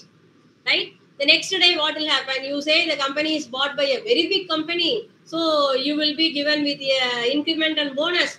Again, the climate will get boosted up. So climate is very short-lived, very flexible, and changes easily with small factors also, right? Right. You come to the next one. Organizational culture. Exactly opposite to the climate, right? Culture is not flexible. Culture is for a long time, right? And culture is like, which covers the organization. What is this culture? It is exactly like a social culture, what we have in a society, right? It goes layer by layer. The culture is not formed overnight. It happens very slowly. When the foundation starts with the founding members, who are the founding members? Based on them. So how were they? What were their actions? So based on that, slowly this layer by layer, the foundation, the culture forms slowly in the organization. Say if it is around some 10 years of organization, you can see that the organization has a definite culture, right? Very young organizations will be like, not having, it will be like a volatile culture. You can easily change because that is a formation years. After some 5-6 years, you can see, sense some culture is built into the organization. How this is done? Philosophy of the founding members. Any organizational culture, this is a important thing. Whoever is the founder of the organization, what is his idea, what is his philosophy, would be the seed for the organizational culture. You cannot deny that, right? I know, I'll tell you one example. I worked in a college, which is now it would be 100 years old, right? It was founded in the English period when English people were ruling. It's a very old college. But, till day, there is a culture in the education institution that inside the compound, non-vegetarian will not be taken inside the compound at all. Whoever may be. As lunch when you are taking, we will not take non-vegetarian inside the campus. Right? It is a culture followed. Why? Nobody knows. The founding member had the Jiva Karunya, like, vegetarianism, to respect all the living things. So he has a lot of living things around the campus, lot of trees grown. For that, everybody is following till date, even after 80-90 years. Right? So some seeds from the philosophy of the founding members will be there as a foundation of culture. Then what happens? Selection and orientation of the employees. How the culture is followed when you are selecting. The people are the key for the culture, if not everything else. So if you want to have the culture followed, the people should be oriented about it. And the behavior of the top management is the important thing. When they follow it, the lower level or middle level also will follow it. If the top level management is not giving respect to the culture, then no use. The culture is changing, it seems. So whatever the top management is doing, new layers of culture will be forming. So the culture will be in transition. You cannot see it because it takes a long time.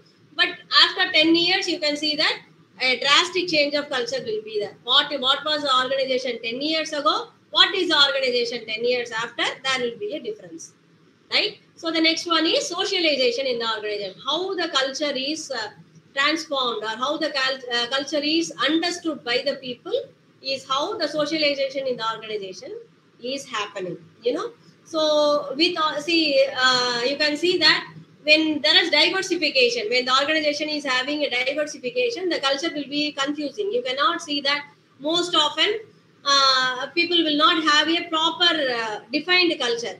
Most probably those kind of organizations will have acceptance, adaptability as a culture. Everyone will accept everything. Adaptability will be the beautiful culture there. So every organization has a way of understanding, making its own culture and following it, right? So why this culture and climate is important in an organization?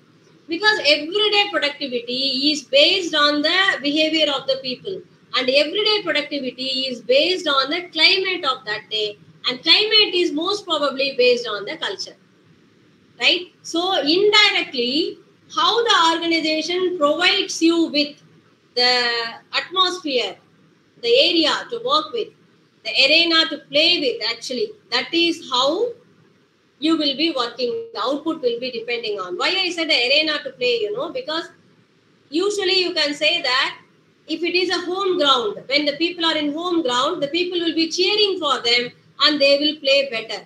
Exactly. So the climate, what is the people around are cheering for you, how they are influencing for you, how is the weather, everything decides on the athlete's performance on that particular sports day, right?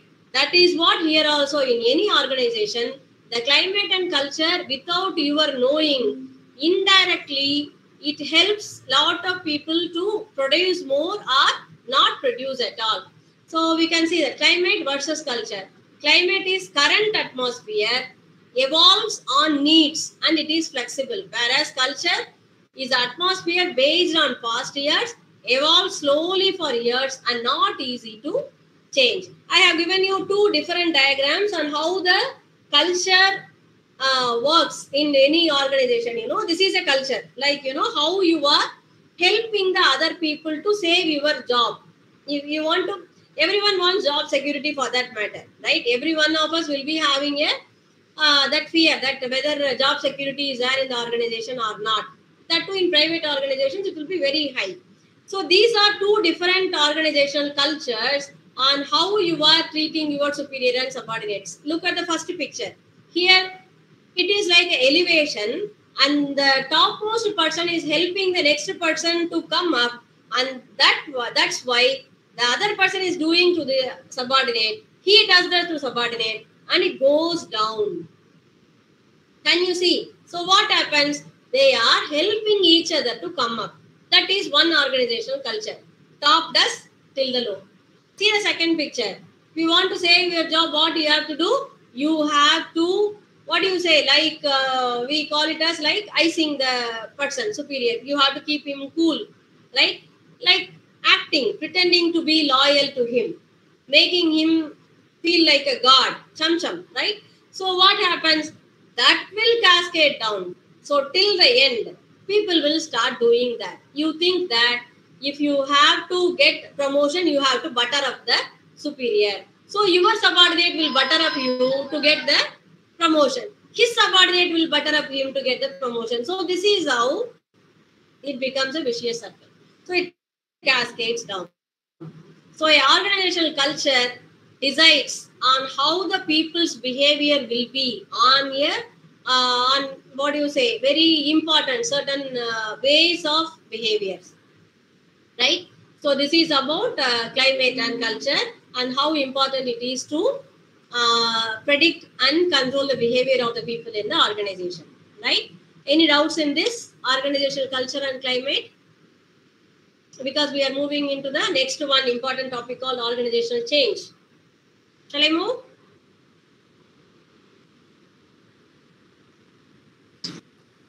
Yes? Okay, I take it as a yes. And we go to the next topic called organizational change, right? This is another one important topic. This is a scary thing for any organization for that matter, you know. Like change is inevitable. You know, we say that. Change is the only permanent thing, okay?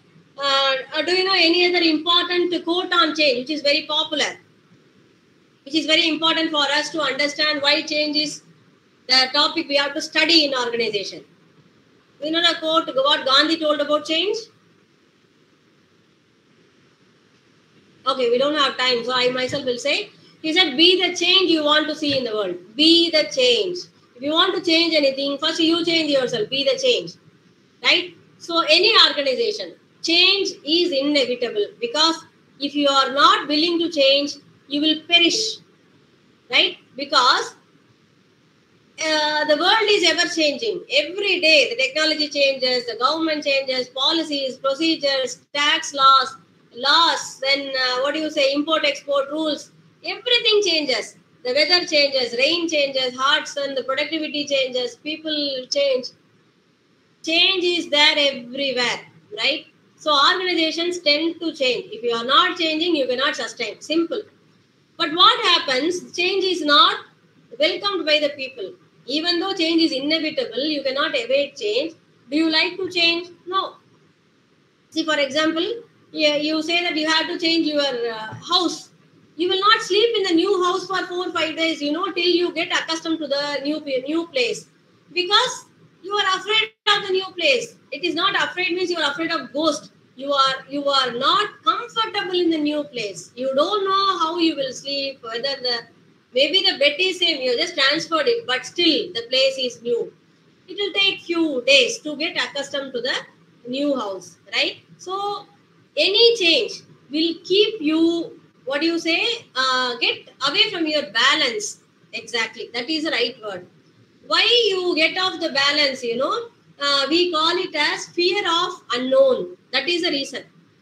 See, when the river is muddy, you will not keep your leg down because you don't know how deep it is. When the river is clear, you know what is, you can easily put your feet down. That is the difference. Fear of unknown. What lies that side? If you don't know, you will be afraid to open the door and go. Right? So that is why people are afraid of change. When people are afraid of change, they will resist the change.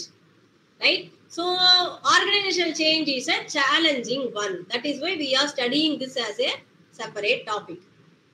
Okay? So what is this organizational change? There are two kinds of changes. One is planned change, the other one is unplanned change. See, for example, a planned change. What is this planned change? You already know that you are going to change, so you have built a bridge. Okay, you can walk and go to that side. It's a planned change. Unplanned change is, see, suddenly a satellite comes into your office. Unplanned change. You can never have a protocol for this unless this time.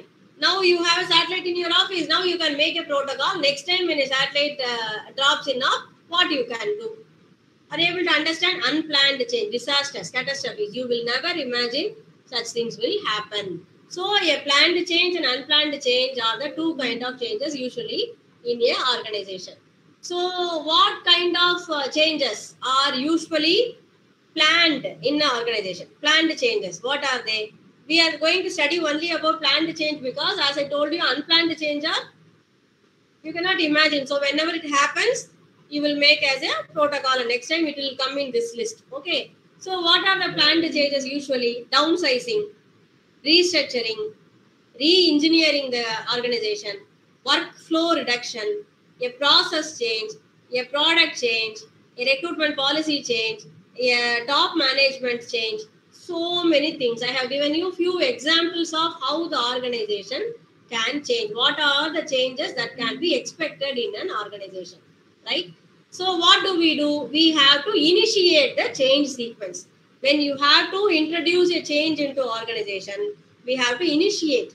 Because see, suddenly you say a product change or a mission change. Product change means you are changing the formula or mission or everything. That means you are making the people come out of the comfort zone and start learning about the new thing. People are not ready to learn anything that easily. I think you know that better. Learning is a tough thing. That too, when you are growing up into an adult, our learning now is getting a deep down dive. Our brain is not no more enthusiastic about learning new things like you are a small person. Because when you are a small baby or child, our brain was young, so it can have so many layers. But when you become adult, already it is filled up with lot of information, lot of problems, lot of stress. So now there is very less space for learning, right? So that is why any change which has combined with the learning will be resisted. So that is why you have to initiate a change sequence in an organization. How you can do that? Initiate it. Then motivate the change. Diagnose what it has to be done to make the change, implement it. Then collect the information, data collection, deliberate it, give you a plan, implement, stabilize. So this is a usual management protocol we do. The same way change sequence also will be done, right? So you can see that in the, just for fun, I have given you a joke like, what if we don't change at all and something magical just happens? You can see the profit and sales is to the zero. They are not changing now, they are going to perish. But still what they are saying, still they are hesitating to change. What she is saying, maybe something magical happens. Okay, so this is how people's mentality will go. They don't want to change, they'll still wait that some miracle will happen. So this is one change model. As we are running out of time, I will finish with this change model and leave you today. Okay, so this is called as Lewin's change model. What is this? It is contributed by Lewin. This change model is of simple 3 steps. Okay, So what he says is initiation, motivation, everything he does in unfreeze. All these things under one step called unfreezing. People's mind are conditioned and frozen, right? I know, see, for example, we are relocating the office from one place to the other, right? See, now the first problem is I'm already frozen with my commutation, where I have to start from my house, where I have to come, where I have to catch the bus, where I have to get down, how I can walk down to the office. I have a format. I am doing this for years together. Now, if you are changing me to a new place, I will not happy because a new commutation route may not be feasible to me from my house. Do you get my point? So what happens? I am resisting. So first you have to unfreeze me from this route, commutation route. What we can do? There are so many strategies are there.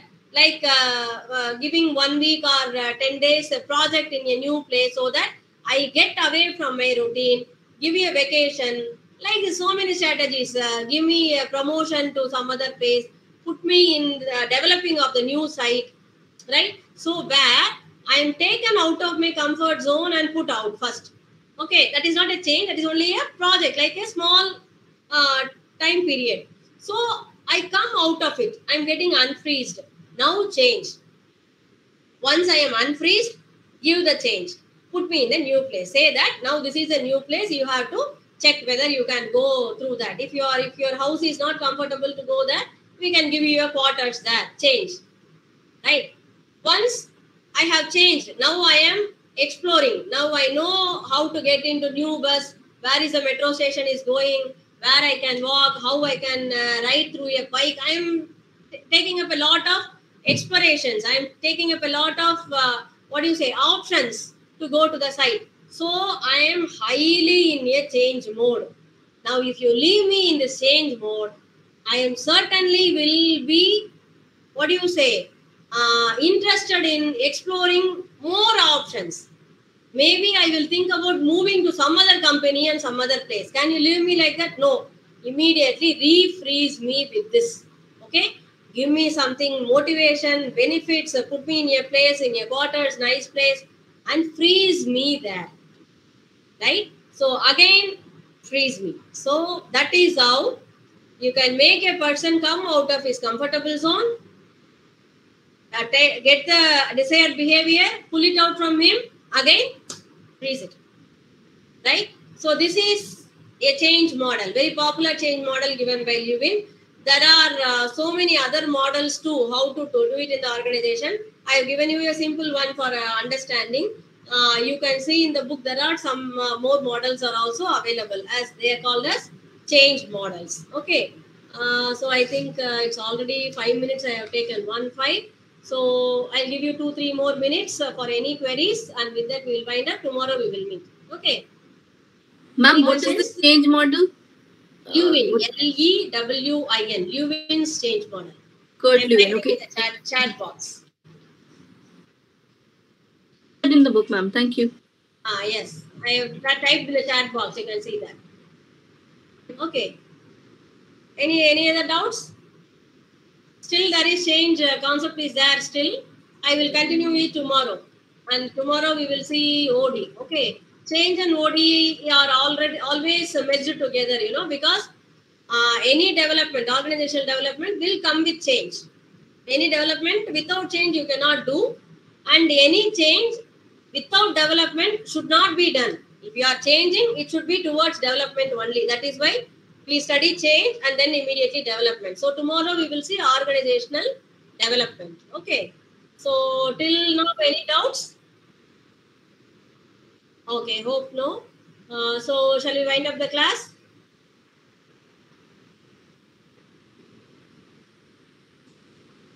Okay. Thank you all of you for listening. So have a nice day today. Tomorrow, the same time we will meet. Tomorrow will be the final session. So if you have any doubts, kindly go through the book now. If you have any doubts, you can we can talk it tomorrow. Right? Excuse me, ma'am. What about our hall ticket? Hall tickets will be uploaded, I think. I'm also not very sure about it, because you should understand that exams are conducted by Controller of Examination Wing. It's a separate wing. And we also get it through the notice board and circulars only. So in case maybe tomorrow I will give you the answer. I will contact them, get the answer, and will give you tomorrow. It will be uploaded, right? Usually it is uploaded before week only, right? Thank you, ma'am. Okay. Thank Anything you. else? Okay. No, ma'am. Thank you. Thank you very much. Thank you. We'll Thank meet you. tomorrow. Thank you, madam. Thank you. Thank you.